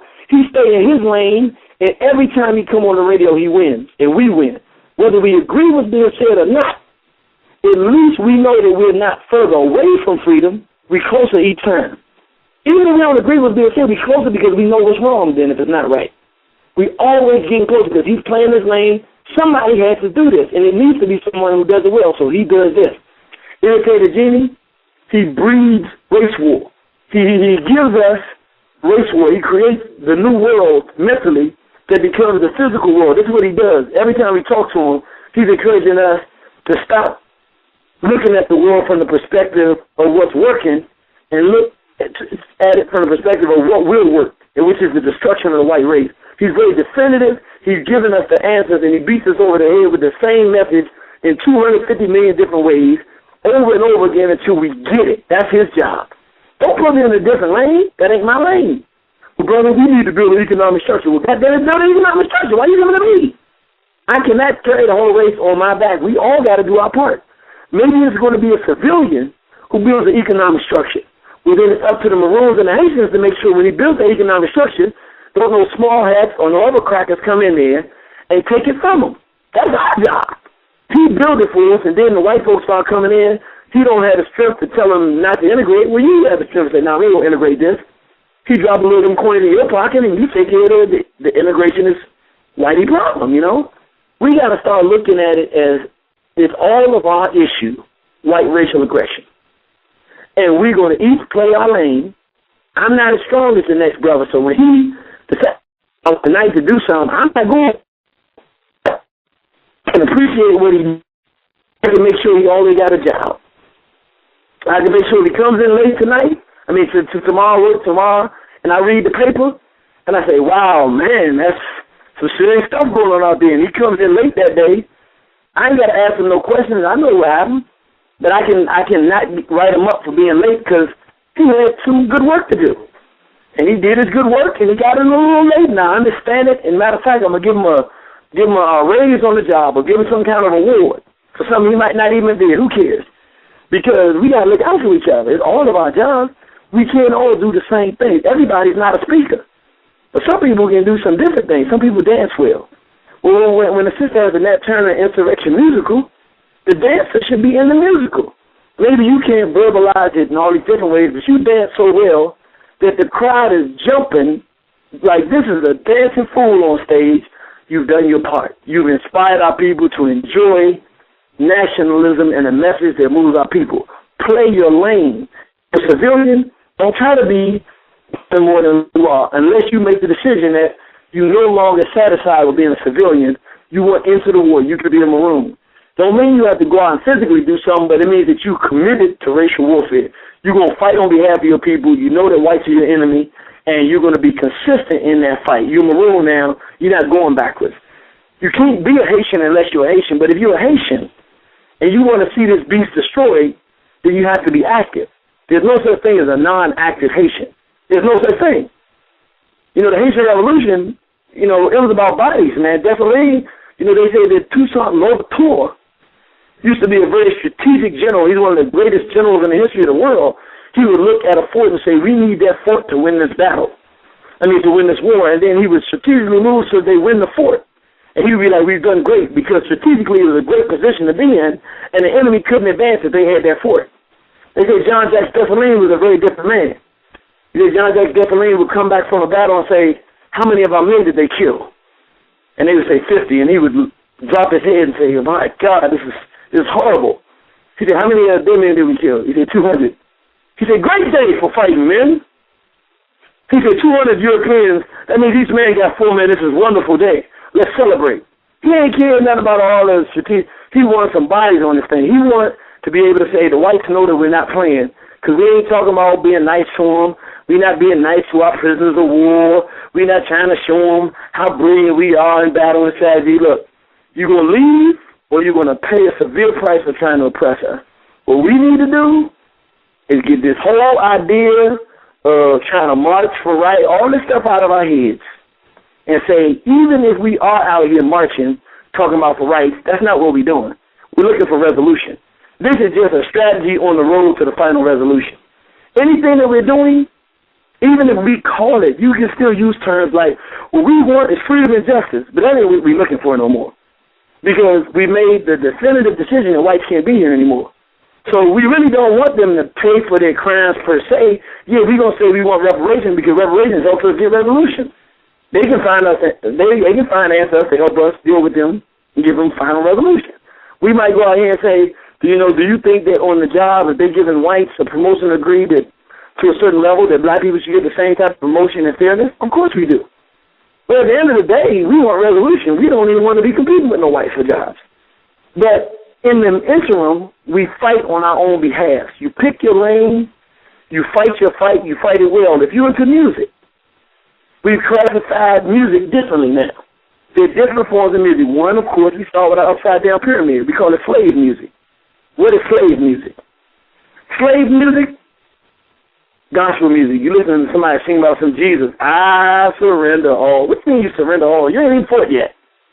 You ain't going out and fight there. You want to surrender for me? I don't want you surrendering for me. Don't I get the right good? When you out there singing to some white savior, some songs promising that you will turn over the world to the European, that's slave music because you learned it on a slave plantation. If you listen to some hip-hop, bebop calling black men the N-word, my N this, my N that, I don't care how conscious it sounds. If it's calling black people the N-word, I don't care how much they talking about slavery or nothing. They got a sister out there do a song called I'm the White Man's B. She started the song off, a sister Aisha segment, saying, I need a real N like Malcolm X. I want you to think for a minute. How would Malcolm X feel about a black woman calling him the N-word? Dancing a freaky dance using that kind of language. Would he want his daughter doing that?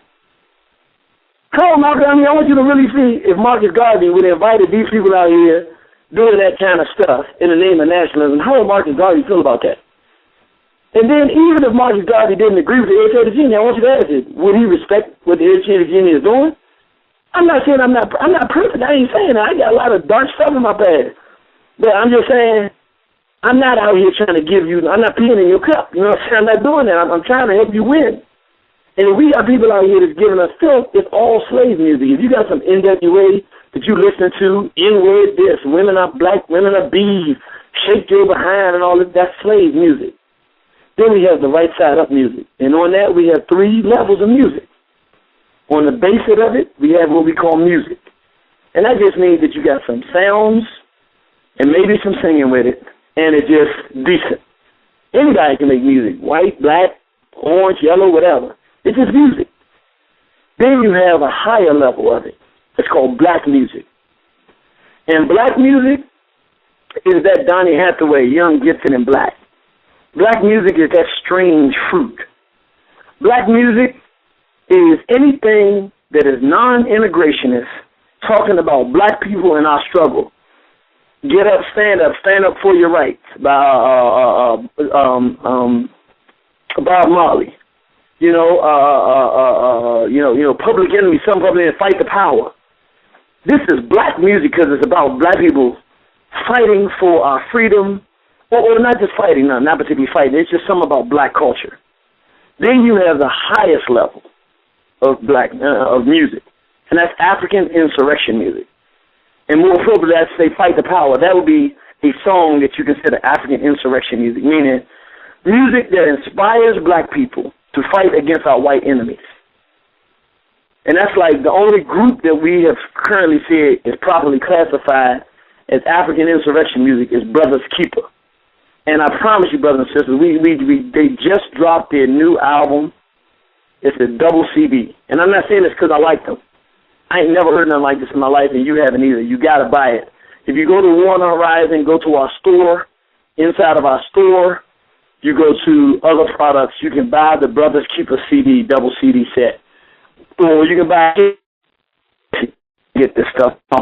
The reason we say that the only African insurrection artists we know is because they do not call black people the N-word. You may hear them use it in terms of saying what they used to say, how they used to think, or what whites call us, but they don't use that term to refer to our people.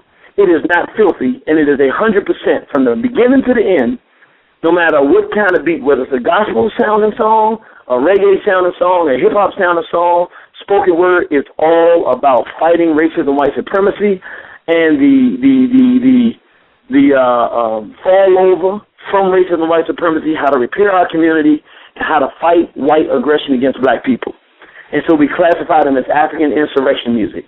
And that's the highest form of music because it is the essence of the world that we live in today as we face racial annihilation.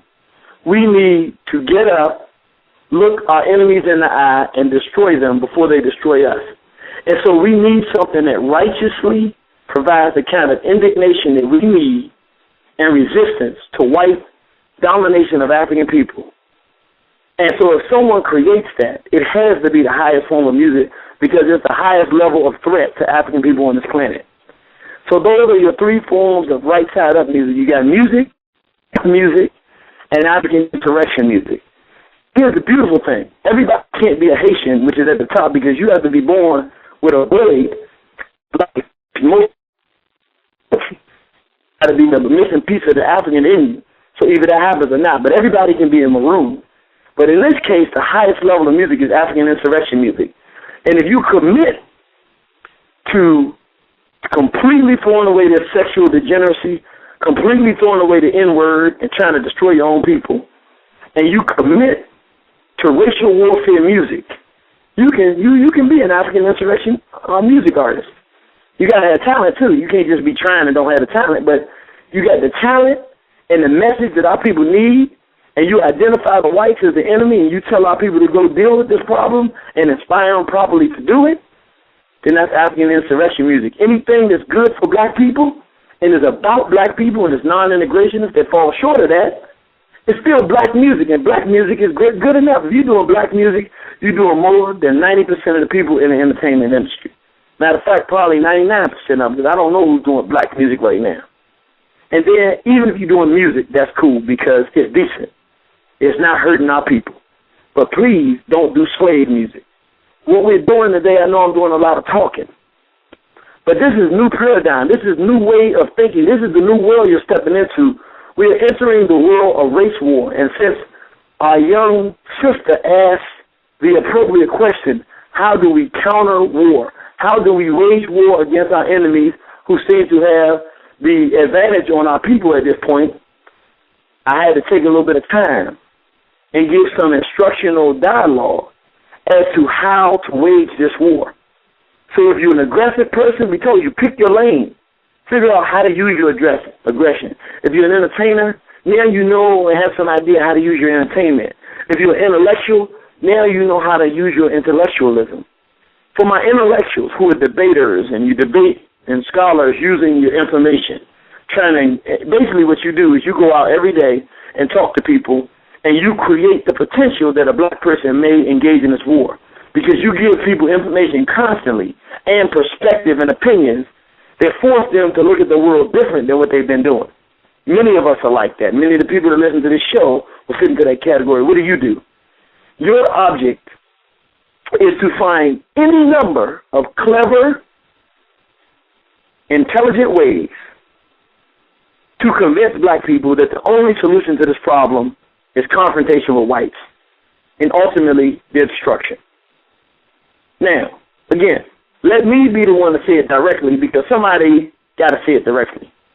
But it should not always be said directly because that's not the most effective way. Some people will get it more effectively if it's not said directly. And we need it being said directly, indirectly, underhandedly, overhandedly, sideways, as long as it gets through. And so your object as an intellectual is to start reading these books differently. Stop reading the books for dates and times. Yeah, days and times are fine, but you're looking for the resources in books and the perspectives that if a person gets that you can say, now you understand, we tried your solution, but your solution is to find one who successfully dealt with the European and let it match what we're saying here and say, look, see how Mao Zedong did it? He just lined these whiteys up and got rid of them and then lined his drug addicts up and said you got a certain amount of time. And they didn't. He killed those other people. But great. You legitimize, and you make somebody see that, hey, you know what, based on history, you're right. When you have these kind of problems that the whites have created, sometimes you have to sacrifice some of your own people in order to clean yourself up so that you then can protect yourself. We need the intellectuals to spend all of your time finding clever, this is what I'm saying, clever. It don't have to be direct like I'm doing. That's my job. Cut your lane. You guys say it so that it's palatable. I don't care if it's palatable now. I'm going to tell you how to do it. You make it palatable. You take what I'm saying now, but you make it palatable. That makes you more important than me because you get across to a lot more people than I will. I'm only getting across to the Maroons and the Haitians and a few civilians who's strong enough to sit in there and listen and hang on. Most of the people hear me and say, I'm going the other way. Yeah, I heard the dude. Yeah, I heard them, and they gone. Those ain't the ones I'm trying to reach. I'm trying to reach the ones that will reach the masses. I need to reach you. You the Haitian, you the Maroon, you the strong civilian who hears what I'm saying. Now you got to give my message in a way that is palatable, that the Negro can even take and say, yeah, you know, you made a good point there. And so that we get what we want, what we're looking for is movement. We want everything to move. We want even the Uncle Toms to move away from a certain level of coonery. You want everything to move in that direction. when there's a shift and move, first there's a break. The severe Uncle Toms, the homos, the sadistic European traitors of our race, when everything moves this way, some of them just break off altogether and they get stuck with the Europeans. And we know what we got to do with them. But then there's a full move of the masses of our people. Even some Uncle Toms who in the church used to have a white Jesus up, now they put a black Jesus up. Now, we ain't looking for no, you got a gay white boy, then they put a gay black dude up there. But at least it represents some kind of move in their mind. Well, we're saying, I need the intellectuals to engage in the process of moving every black mind a step ahead, and then a second step ahead, and a third step ahead, so that 10 years from now or 20 years from now, when somebody's having dialogue, what I'm saying sounds so palatable and so simplistic that it's easy on black people. You heard that a long time ago. Irritated Genie said that 20 years ago. We want our people to be not just talking, but engaged in things 20 years from now that make what we say they sound simplistic. And you know, we want somebody to say 20 years from now, Irritated Genie was saying that, but that was easy. He wasn't really giving us the real deal. But they won't be able to relate because we've created a world that makes what they have to do palatable. It makes it seem like what I'm saying is just snacks and bubble gum. You know what I'm saying? It makes sense. I need the intellectuals to do that, and that's how war happens. The intellectuals in the community make arguments for the masses of the people that allow the masses of the people to see racial warfare as not only logical, but as the only palatable solution. Such that it ain't even looked at as a solution. It just looked like that's just what we got to do. And such that the idea of whites being gone is so ordinary that people have heard it so much in so many different ways. Even if you're into making films, make a film about the future with all black people getting along and maybe Native Americans. We cross the oceans and seas, and then when we go to Europe, it's black people and Native Americans who live together. So you don't have to have no white folks in it. That's the whole point. You start creating ideas here, man. Yeah, man, I love that movie. There was a number of black people and Native Americans in it. Nobody else was here. You get the point. The point is you creating an idea in black people's minds of what the world would be like without whites, and the world you created is so good, so phenomenal and so fun, everybody wants to be in that world. Now, that imaginative place you create becomes a real place because when they go to work and deal with these nasty crackers and go home, they be like, man, we need to create a world without no damn whiteys because these whiteys are crazy. And it becomes palatable for them to conceive of it. Everybody, play your life. Start doing it on racial warfare ground. That's what the time is. This is not the 20th. No. All of that. We passed any discussion about, now, this is what I'm saying. I'm not saying that the intellectuals should not say, hey, the Irritated Genie said 20% is race war. Is this true? You should be doing that because that kind of discussion leads to making people say it's very palatable. But what you should not be doing is letting Negroes come in to try to say that it's not palatable. So don't let a Negro lead the argument. Stop allowing Negroes to have room. We got to start being, this is the last piece, and then I'll entertain any questions. The last piece, one of the things I've seen that we have done in history that has made us unsuccessful. When we become engaged in racial warfare with whites, we become so in love with our own people that we don't want to hurt them. So Marcus Garvey will be living amongst the W.E.B. Du Bois who's trying to destroy him, and when you got brothers that want to go shoot this dude or stab him up, Garvey's like, no, we're not going to do it like that. We don't want to create an inner war, or he's still our brother and all this kind of stuff. And I understand it. You know, the most honorable Elijah Muhammad was like that. No, we're not going to fight with King, even though he's trying to tear down what we're doing. He'll realize the error in his ways. That's real mature and cool. But we don't really have that kind of time to be playing with these Negroes like that. And I don't really believe it works. We have to have enough room that civilians, Maroons, and Haitians, we can have disagreement because we're trying to get proper resolution and we want to win. But when upside-down pyramids start having opinions, and those opinions are completely illegitimate, like we should date white folks, we got to start taking away, we have to operate with a little bit of a level of tyranny. Like, look, you know, you going to have to stop giving your opinions, and we're not going to talk to them about it. It's like, Your opinion is not valid. You can't continue to have it, and you're going to stop saying it, and we're going to make you. We don't have to say it, just make it happen. You know, we got to, everybody's opinion is not allowed to be given, no. You know, if you're a civilian, if we have disagreement amongst each other, we got to be mature enough to respect each other. But the upside down pyramids, Uncle Toms and Negroes and Coons, they don't have opinions anyway. They're not relevant. If left up to them, we'll all die. So they don't have the right to speak. That's the bottom line. And that's the last piece I want to say. We got to start being a little meaner. We're not mean enough. You know, the nationalist movement, these movements don't get no respect because we don't kill people. We don't hurt people. When they desecrate, when somebody makes a joke about Nat Turner, we don't bust them upside the head. You know, you make a joke about Nat Turner, well, let me show you how funny Nat Turner was. That's how we start getting with people. You don't make a joke about Harriet Tubman. You don't call Harriet Tubman a bitch. You say something like that. You know, I don't know what I might do to you. We got to two people you don't, they're very nice, they're very kind, but you don't go over there disrespecting them, playing with their names. You know how these Negroes do. We change our name to African name. We got to start being like, you know, not even speaking to a person when they do that. Brother, I was just being funny. No, we not. You know, don't only speak to them.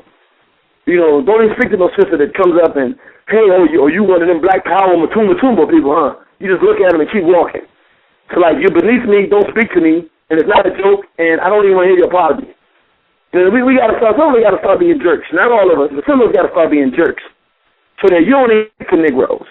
We got to have the kind of arrogance that's in you because that we know, but if you show yourself to be a coon, a cracker lover, an integrationist Negro, not only do some of us not have time for you, some of us will reach out, good cop. Well, brother, you know, I want you to understand or talk to him. Other of us got to be jerks, man. Like, I'm not talking to this coon, man. Get him out of my face. Nah, he not welcome in the house tonight. No, we had this party, but he's cool. He can come in. Nah, your man can't come. Oh, man, I understand. Sorry about that, man. You take him home with you. And that coon, you got to explain to him all the way home why your friend wouldn't let him in the house because he's a coon. He's up there trying to justify white abuse of black people, and that's just not tolerated amongst us. Or he's trying to justify integrated marriage, and we're not even going to talk to that Negro. And some of us will, but there's some of us who, as maroons, Haitian civilians, we still cool with the person, but that person, we know that person to be a person that's not tolerant of these Negroes. So that Negroes start questioning their own behavior. Right now, nothing checks the Negro behavior. We too nice to them. We need some real cocky, mean-spirited, nasty people in our community that we get along with, but that don't nobody else get along with. And I'm going to stop right there because I'm sure somebody has something they want to say. Beat up on me if you want to. Wow, that was a lot of constructive information. Thanks for the response. Go ahead, Gus.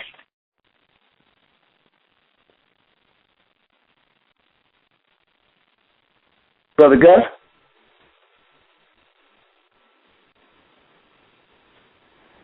Gus, you there? Brother Gus. I think he might have got disconnected. I don't know what happened. Oh, okay. You got disconnected? I don't know, maybe. Oh, okay. If I stay on, will he be able to connect back in, or should I call back in? Do you know which way it'll be better? I do not know. I was momentarily disconnected. My apologies. My fingers got nervous. All that talk about doing away with white people made me nervous. Please forgive. You got a little nervous, brother. All good. Context of White Supremacy. Again, just a real pleasure to have him back for the fourth time. The Irritated Genie of Soufeese, author of War on the Horizon, Black Resistance to the White Sex Assault. The phone line filled up immediately. Like as soon as the show began, the phone line filled up. So I want to see if we can get some questions. Before I go to the phone line, I also want to make sure I recognize Sister Nefertari Mehmood Nzinga's efforts with the second annual Nat Turner Day weekend celebration. I was able to watch quite a bit of the celebration on War on the Horizons live stream. Fantastic. I hope a lot of people got to tune in and check that out. And I told her when she was on the program a few weeks ago, hopefully the white race will have been destroyed by next August. But if that's not the case, I will plan on being in Philadelphia for the 3rd annual Nat Turner Day weekend celebration. So hopefully it won't be necessary, but if it is, we'll be broadcasting live, hopefully. And I also wanted to acknowledge, because I believe this is someone who is familiar with your work. He's on my Facebook page. This is Mr. Freedom Turner Garvey. He said that he was just, I guess, excited that Dr. Baruti and Irritated Genie were doing the cows on back-to-back days. That's the second time that's happened, and the second time that's happened in the last 2 months to have Dr. Baruti, Irritated Genie on the show back-to-back days. Could you please let us know how we can support any materials, the videos you all have at War on the Horizon, the book? Can you give out as much of that information as possible? Yes, it's very simple for brothers and sisters. You can go to www.waronthehorizon.com. Again, that's www.waronthehorizon.com. And when you go to waronthehorizon.com, you go into the War on the Horizon store, and there's about 6 different menus inside the store that you can get the individual DVDs, you can get the DVD sets. In our other products, we have the Brothers Keepers double CD. We also have some other things in there. And, you can just go through and look at all of the things there, and you can purchase it right online. We do our best job to try to get things out to you in a very timely manner. If you have any problem with any of our products, you can send them back. You can just give us a call. You don't have to send them back. I apologize for that. You just call us up and tell us, hey, this thing is not working. We make sure that you've tried it in multiple machines, because sometimes it'll play in one machine but not another, and that's just about technology. But if we find that we sent you defective material, we just send it right back out to you. No hassle, no issue. And we've had very few duds, but every now and then we get one and we just send them right back out to you. People really appreciate the work that we've done. I think it's very professional, and we do all that we can to provide you with the best quality work, and at the same time, not just, the media production is quality, but the level of the information, the proof, for the understanding of what we're dealing with and the history. And we think that what we provide our people is life-affirming information that is almost as important, next thing important to oxygen and water. Outstanding. The web address again, waronthehorizon.com. If you're listening at Blog Talk Radio, you can just click Irritated Genie of Soufeese, and it will take you to their website. I have watched several of the videos. They are outstanding. I cannot give them enough recognition for the constructive information in those videos. Definitely want to get those. And the book, War on the Horizon, Black Resistance to the White Sex Assault. And I also want to recognize this program. We just went over our first 100,000 listens at Blog Talk Radio for the cows with this program. I hope people have got some constructive information. People on the phone line, I believe this is 818 ebonynewschannel.blogspot.com. Did you have a question for the Irritated Genie?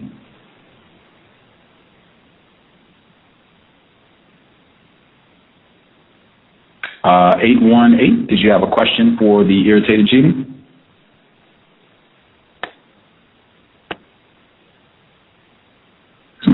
Okay. Let's see. We'll check. This is Bay Area caller in the Bay Area. Did you have a question for the Irritated Genie? No questions at this time. Thank you. Okay. Person called in, last 4 digits of your number is showing up as 0650. 0650. Did you have a question for the Irritated Genie? Hello? Yes, sir. Can you hear me? Yes, sir. We can hear you. All right, just making sure that there's a little delay on my end. Just want to thank the Irritated Genie for coming on, and thank you guys for providing us with this information. I guess I want to make a comment because I called in like maybe 2 or 3 months ago, and I made this statement. You might remember. I said that black people we've had a problem for thousands of years, and that's being too nice. I said that a long time ago, and I'm glad the Irritated Genie could come in and confirm that statement for me. I don't know if you remember that conversation that we had a while back.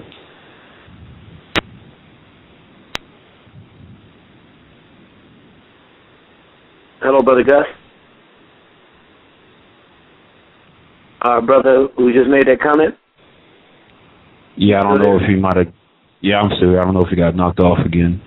Well, yeah, I never heard you make that comment, but I would definitely say I 100% agree with you, and it's I would go as far as say it's a historical fact. We've been too nice, and we need to turn that off until this problem is resolved. So I definitely agree with you, brother.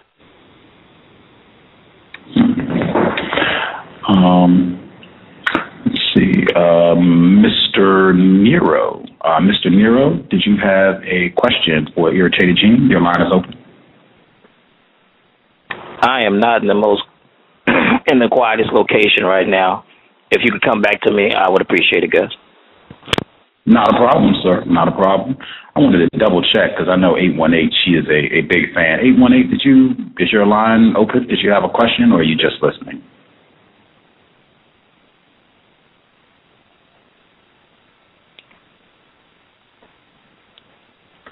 Might not be her. I will check. Person calling at a blocked number. Let's see if that's it. Person calling at a blocked number. Did you have a question for Irritated Genie? Okay. I will assume they are listening. Before I check, because I think there were 2 other people, before I checked, I wanted to ask this at the outset of the program. When you were with us in July of this year, and you talked about the resolution being the destruction of the white race.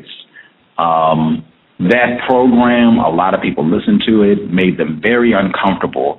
And as I talked to more people who heard that broadcast, what I heard over and over was black people are not comfortable even thinking about the idea of using counter-violence against white people. I talked to some people who have read Mr. Fuller's work, and they're familiar with the chapter in his book that deals with war, and they said that they are not comfortable with that section of the book. Some of them said that they couldn't even read it. What would your view be on suggestions to get non-white people to understand the severity of this problem and to help non-white people get comfortable dealing with the thought of using counter-violence, the destruction of the white race? I'm going to tell you a few things. One of them, and this is a wonderful question, the whole entire library of the War on the Horizon media explains to black people what we're facing. It's good enough that a reasonable person will look at it and say, we got to do something about this, because we have to be able to show our people in clear, definitive, certain terms, that whites are attacking us and trying to exterminate us. Once they see it, then at that point, you're dealing with an unreasonable person that doesn't realize that we're going to have to fight back. That's one thing. So I would say, I'm not just saying just that media. All of the media, the books, the teaching, all of our education has to be geared at showing black people. Again, that's what I was saying our intellectuals have to do. The books, the media, everything has to be geared at showing the white race for what they are and making it palatable in the minds of black people that we have to fight back. A second answer to that is that's why exactly we've created a paradigm. It is not that black people are not comfortable. It is that civilians are not comfortable and upside-down pyramids are not comfortable. The Haitians and the Maroons are those small group of black people who that's the only thing they are comfortable with, is the idea of us getting organized so that we can fight whites. And so that's why my message goes to them, because we have to start. See, what happens is, it's like anything. There's a bully in the classroom. Until somebody punches the bully in the face and beats the bully up, everybody is paralyzed by the bully. Even the dude that don't beat the bully, if he catches the bully with a really good punch and stuns the bully, everybody in the class starts looking, some of the young boys start looking and say, man, this dude can be beat. I saw what happened. And now the bully even if he beats the dude up, the fact that he got hit and got stunned for a second, he go, man, if I'd have jumped in there, I could help this dude win. You know, he starts thinking about ways to beat the bully. The Maroons and the Haitians have got to start acting.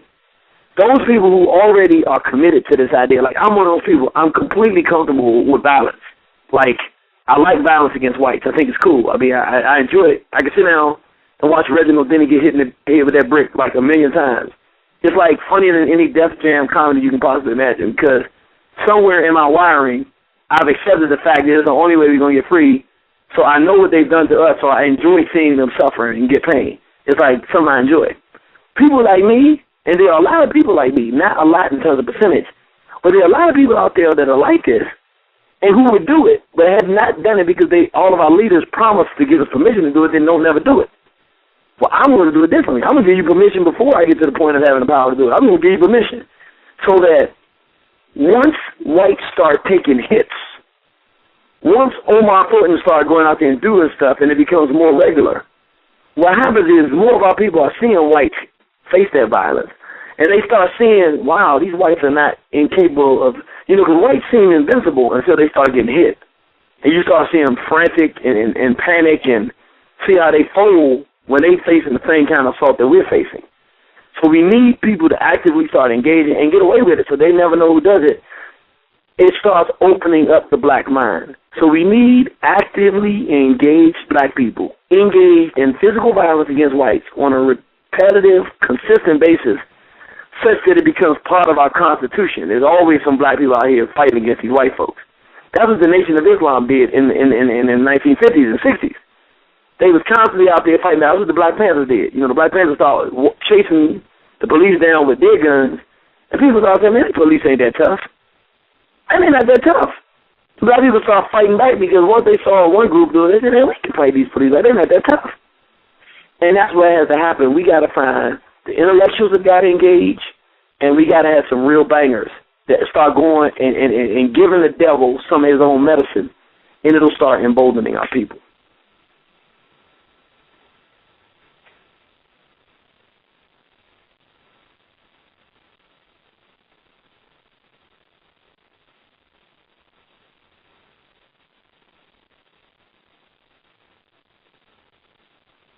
Brother Gus?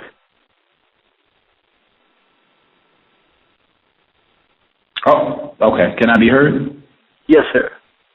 Okay, outstanding. I said I want to do my effort to support that work. I was nosing around on the War Room on War on the Horizon, and I saw that you recommended quite a few books. One of them was Fred Williams' Negroes with Guns.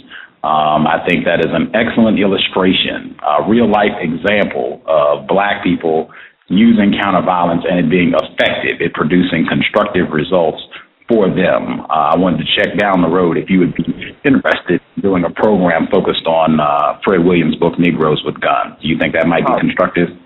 Absolutely. Robert F. Williams. Yes, I think that would be an outstanding program. Robert Williams. Yes, sir. I wanted to also double check Mr. Nero. I think he's still with us. If you're in a quieter area, Mr. Nero, please go right ahead if you have a question. No, sir, I'm not in a quieter area. I apologize, but I appreciate you, and I always appreciate the Genie coming on the show. He is certainly one of my favorite guests, and I look forward to him coming back. Outstanding. I want to check to see if any of the folks that are on my line, if they have a question. Okay. I don't know. Khadijah, if you're on the line, did you have a question for Irritated Genie, or are you just listening?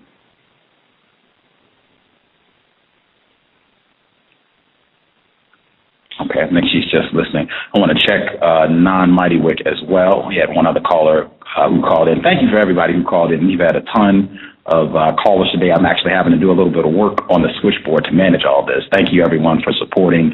I hope you have found the program to be of constructive value. Okay, Non-Mighty Wick says he's just listening. Justice, did you have any other questions you wanted to ask?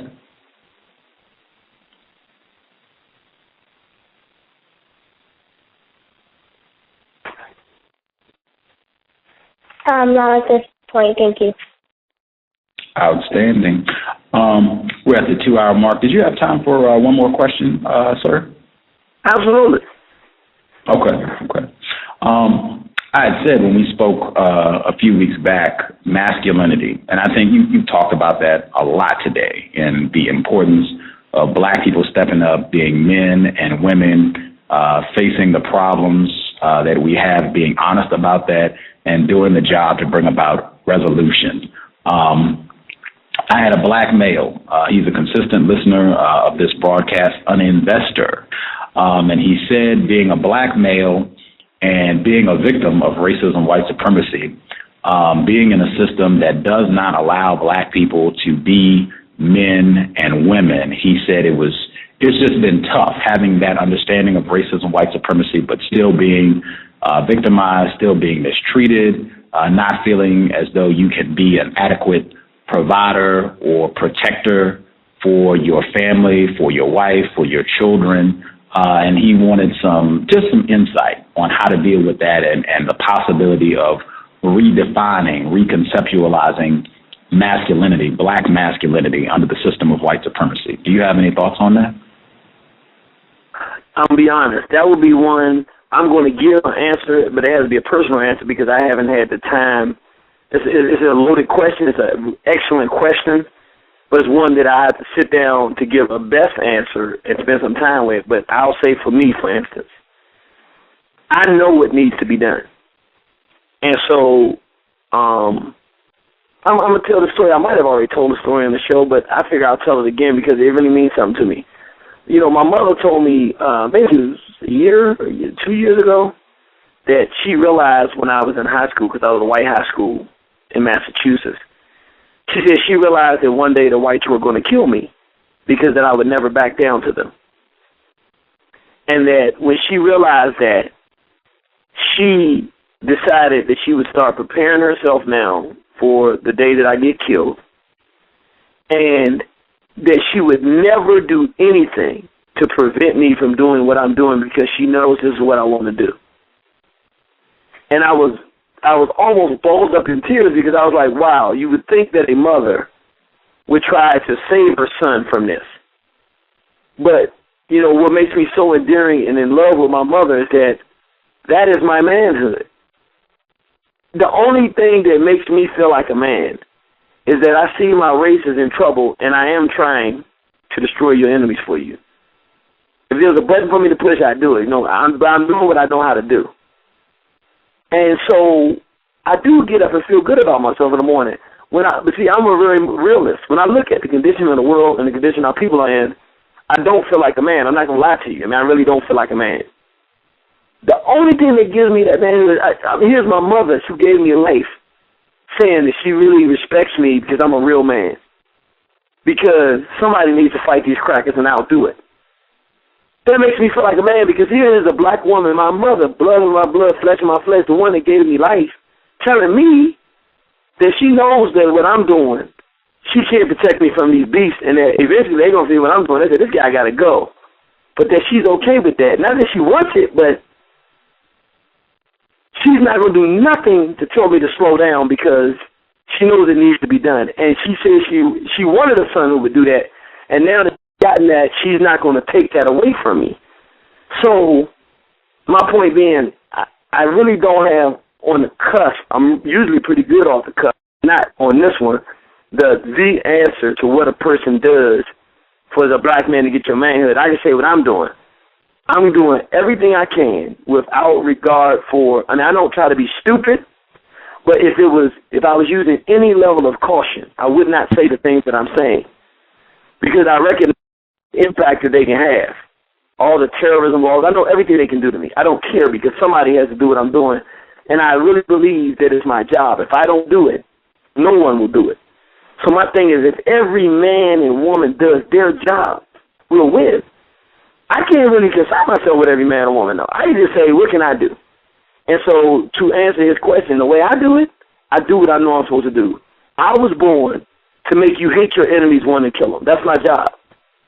I've done that. I can go back to my ancestors. They going to invite me and say, boy, you did your job. I really don't care what happens to me after this. I'm doing my job. I'm breathing. When I listen to people like you, brother, you're an intelligent black man. And I'm not saying you didn't already have the answer, but I'm saying I've impacted you. I know I have. That means more to me than anything because you're going to carry this struggle on. You got your daughter there. You are reaching the masses of our people. Our people are listening to you because you're a sincere black man. If I can reach a man like yourself that can reach more of my people and can carry this thought, they can't kill the thought. They can't kill the idea. We now got the idea and it's gaining a format. It's not just a thought there, a passing thought. It's gaining a structure. I don't care no more. I don't have to worry about what happens to me because, I mean, if they come, I got something for them. I only got 9 in the clip, so I don't know how long I'm going to last. But I'm saying, if something happens to me, I know that I left all the cards on the table. I know that I can go to my ancestors, and when they say, why didn't you do this, that, and the other, I say, I didn't think about it. But believe me, if I'd have thought about it, I'd have done it. You know, I did everything I could think to give my people to survive. I did it. That's what makes me able to get up in the morning and feel good about myself. The answer to my brother's question is I feel exactly like him. It feels real difficult looking at what the Europeans are doing to our people. If you're an honest person and you're not pathological in your thinking and you're honest about what they're doing to us, it makes it difficult to impossible for me to get up and not be doing nothing to help my race and even go day to day. So this is what I do. I go to the full extent and give my people everything that I have inside of me in form of lectures, in form of organization, in form of pictures, I take all of my money and I invest in artwork that our people can look at and give them the idea to fight. Words, email blast, anything I can do that makes black people say we got to fight back, we got to survive, I'm doing it because that's what makes me feel like a man. I'll be honest. One is a dedication to my race, but also I can't bear the weight of existing in a world where my people are being killed and I'm not killing back. And so maybe I'm not pulling physical triggers every day, but I feel like I'm going to get more crackers killed with my words than I will with my guns. Because someone will go kill them. I might not be the one, but some scientist will make something that will attack the DNA of the European and kill them. Some gangbangers will go out there and start arming. I don't care who does what, but I feel like I'm going to lead to more white deaths. I would feel good if I lead to more white deaths than any person that's ever lived on this planet. Even if it's 100 years from now, I mean, I don't know that I will, but I'm saying that's how I live my life. That's what I want to do. I want to give my enemy the pain that they're doing, and I'm doing the best that I can do. That's where my manhood lies. Now, everybody will be different probably, but in short, that's the best answer I can give off the cuff. That's what gives me life is that I'm trying to destroy my enemies. I feel like a man. I feel like I'm a man. I'm trying to kill them every day of my life. Wow. I believe 818 was able to call in. 818, if you have a question for Irritated Genie, your line should be open. Hello, greetings, Irritated Genie. How you doing, my sister? I'm good, and you? I'm sorry, I'm a little excited. I wanted to thank you for the DVD. I found it to be very constructive, and the CD as well, and I found the information you just gave today constructive because I have currently been battling in my mind between doing what needs to be done and earning a living, you know, because you can't necessarily make the kind of money countering racism that you make conforming to it. But I wanted to know, for those of us who have talents and gifts and things that we want to do to counter racism, white supremacy, do you have any ideas how we go about getting financial support to invest in doing that outside of getting it from white people? Yes. And let me tell you, like what we're doing now, like I say, I put all my money in. Well, like for a good example, the sister does the Nat Turner Day weekend celebration. Amos Wilson talked about a concept that I thought was brilliant. He said you have to create a taste for nationalism. In other words, how do you get money into something like this? People have to want it. So the sister creates a Nat Turner Day weekend celebration with no promise that anyone will come. War on the Horizon, when we started the Sister Nefertari and the Children of Southampton were doing it, we said we love the idea. We're going to give all of our money and resources. We go to work every day, put our money into what she's doing. This is her second year, and now she was able to get a play done. Well, not only is it a play, but it's these brothers that do this CD. Well, these brothers that named Brothers Keeper that make music are the most talented brothers in the world. Well, we're promoting their CDs so that people buy that CD and come to the play. My point being, it goes to what you're saying. Well, they're entertainers. They got to work jobs every day and everything like that. But she creates a forum where they can go and perform. We financially try to help such that it creates an excitement about nationalism such that people listen to Gus' show. Now he's creating an excitement. We'll give him this money to go get a machine that he can do better what he's doing now. We create the taste for nationalism. So there are those of us out there that are thinking like this now. We're taking all of our money and resources, burning up credit cards, mortgaging, leveraging the money on our houses, doing everything we can to create a taste of nationalism so that a sister like you who does, let's say you sew well, we're going to eventually want our own War on the Horizon shirts and outfits. Even if we didn't want it, if we found out that's what you do, we would start investing in you to do that. Then when people saw that at the functions that we have, they go, man, those are some high uniforms. Who made that for you? It's the sister in such and such place that does that. We give them your card. Now we're creating a taste. We're creating a desire for the goods and services that we produce. It is not going to overnight take us off the plantation, but then what has to happen? If you're like-minded like we are, you got to take what extra money you have and support the cows. You got to support Irritated Genie. Irritated Genie got to support the cows. Whatever it is that you say that you do, sister, you got to let brother him know. You got to pay for advertising space on his show, and then tell people to buy this so that you advertise what you do. And then when I listen to his show, since you advertise on his show, whatever it is that you do is something that I'm going to buy from somebody to advertise on my brother Gus' show because I know that they're probably of like mind. We support each other like that, and we create a taste for nationalism, then some of us will be able to eventually get off these jobs. But if we don't create that taste, that's the difficulty. You can be the best person at anything in the world. Our people don't desire freedom, so they won't pay for it. So we make them desire freedom by making it exciting, by giving it to them consistently, by tuning as many people in as possible, by getting people to need it in their life. And once they need it, then they will finance it. And then instead of spending their money on sneakers, they will spend it on cows, War on the Horizon, Children of Southampton. But it starts with us supporting each other.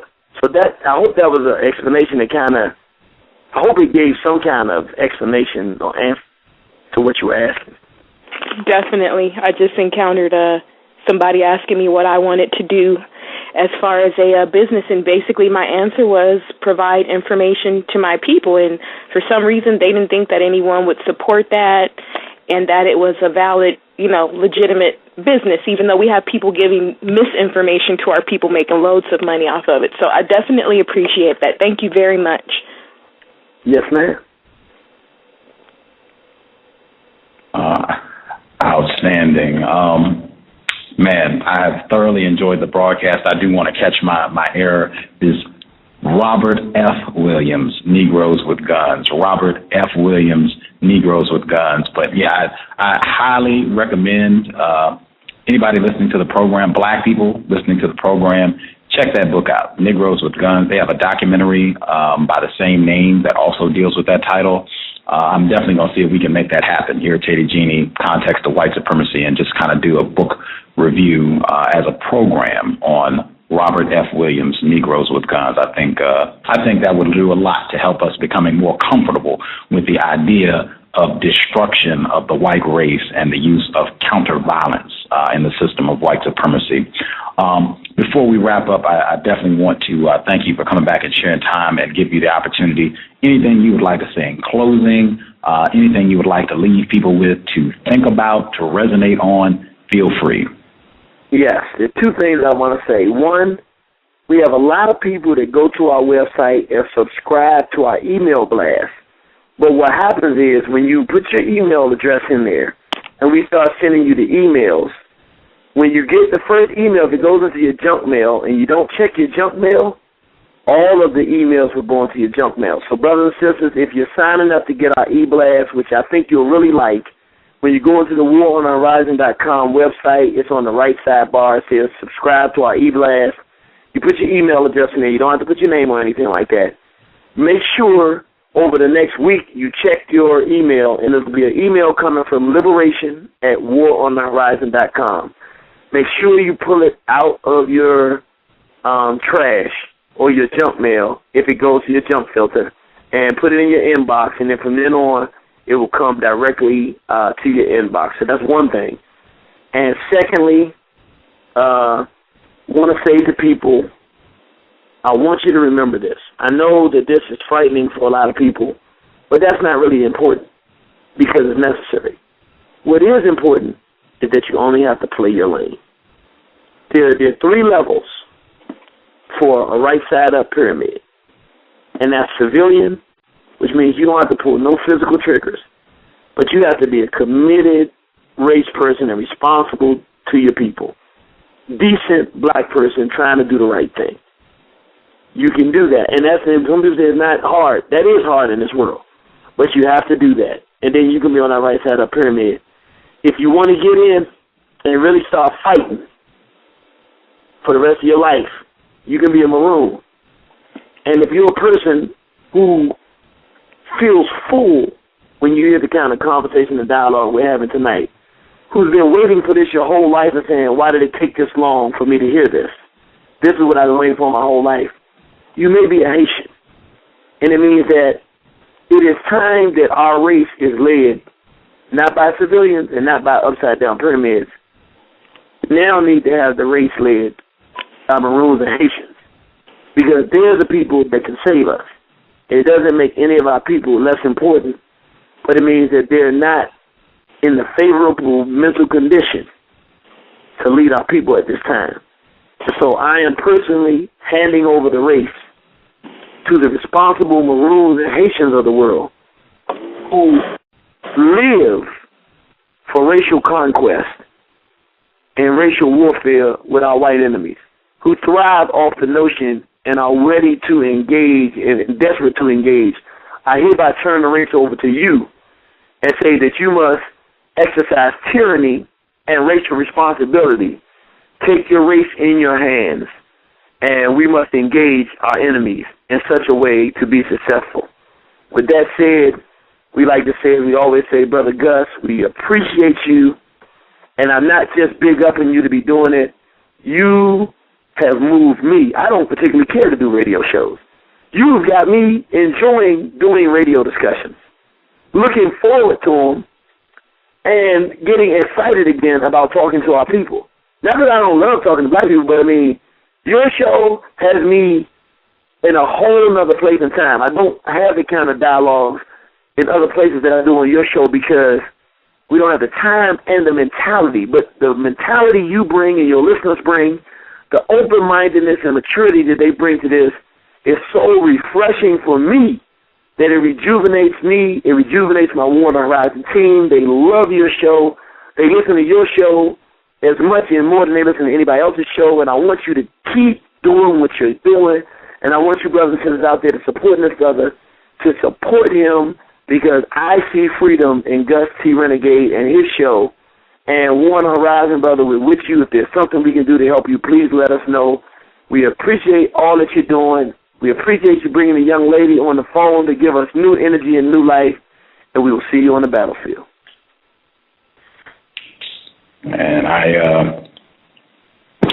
And just appreciative, incredibly humbled, and grateful that you are willing to come and share some of your time and energy. I know you have a full plate. It is always an honor to have you on the program, and just hoping we can continue the dialogue, to have you back and continue the discussion. I know you have had a huge impact on listeners and riling folks up and getting them uncomfortable, and that's exactly what I want to happen on this program, to have people getting uncomfortable with the ugly realities of white supremacy and resolution. what are we going to do about this?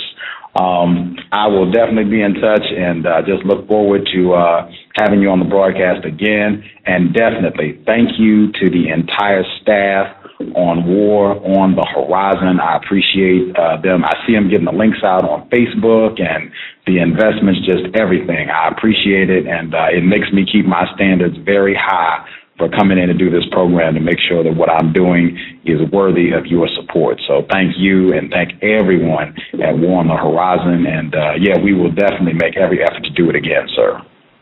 Yes, sir. Thank you so much, and we will be in touch soon. All right. Look forward to hearing from you. Yes, sir. Bye. Context of White Supremacy. Thoroughly enjoyed the broadcast. Visit number 4 from the Irritated Genie of Soufeese. Please support the website, waronthehorizon.com. Again, waronthehorizon.com. Outstanding material. They have DVDs. They, of course, have the book, War on the Horizon, Black Resistance to the White Sex Assault. Please support their efforts. And the Blackout, Context of White Supremacy. I hope everybody that invested, I hope the first 2 shows, I hope it has been worthy of your investment and will continue to be the case. We'll be back on Sunday with Moira and Ashra Kwesi of Kemet Nu. Should be continuing in the exact same vein. I think Irritated Genie has a ton of respect for the work that they do, and I hope that will be a fantastic broadcast. Always great to have a black male and black female couple together on the program. So tune in Sunday, 5 p.m. Eastern, 4 p.m. Central, and 2 p.m. Pacific. And I also want to recognize Sister Nefertari's efforts. She's done 3 fantastic broadcasts right here at the C.O.W.S.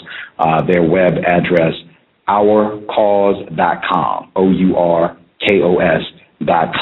Outstanding effort for the 2nd annual Nat Turner Day weekend celebration. Justice, did you want to give your email before we sign out? Sure. justice.asap@yahoo.com. Again, justice.asap@yahoo.com. Outstanding. Did you have anything else you wanted to say before we get out of here? Nope.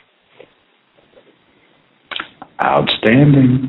Again, just want to recognize that we've had a whole month of milestones here at the C.O.W.S. Irritated Genie talked about a few of those at the beginning of the broadcast. Just in August of 2010, the Context of White Supremacy did the 200th broadcast at Blog Talk Radio. We were able to successfully raise the necessary funds for the MacBook Pro and carrying case, and picked up our 100,000th listen at Blog Talk Radio, all in the month of August 2010. And hopefully there will be more to come, because none of that stuff was the goal. The goal is replace white supremacy with justice, the destruction of the white race. That is the goal, not to see how many listens we can get here at Blog Talk Radio, although I think that will help us accomplish the goal. We'll be back this Sunday. Thank you so much, and I do want to take a quick moment. Please support Cree's blog, cree7.wordpress.com. Again, cree7.wordpress.com. Her program right here at Blog Talk Radio, Counter-Racist Evolving Engineer. Back of the bus, his blog, nonwhitealliance.wordpress.com. Again, nonwhitealliance.wordpress.com. And you heard her on the broadcast, 818-ebonynewschannel.blogspot.com. Again, ebonynewschannel.blogspot.com. We will be back on Sunday, 5 p.m. Eastern, 2 p.m. Pacific, August 29th. Moira Kwesi, Ashra Kwesi, Kemet Nu. Should be an outstanding broadcast. The end of summer blackout, Context of White Supremacy. We will be back. Signing out.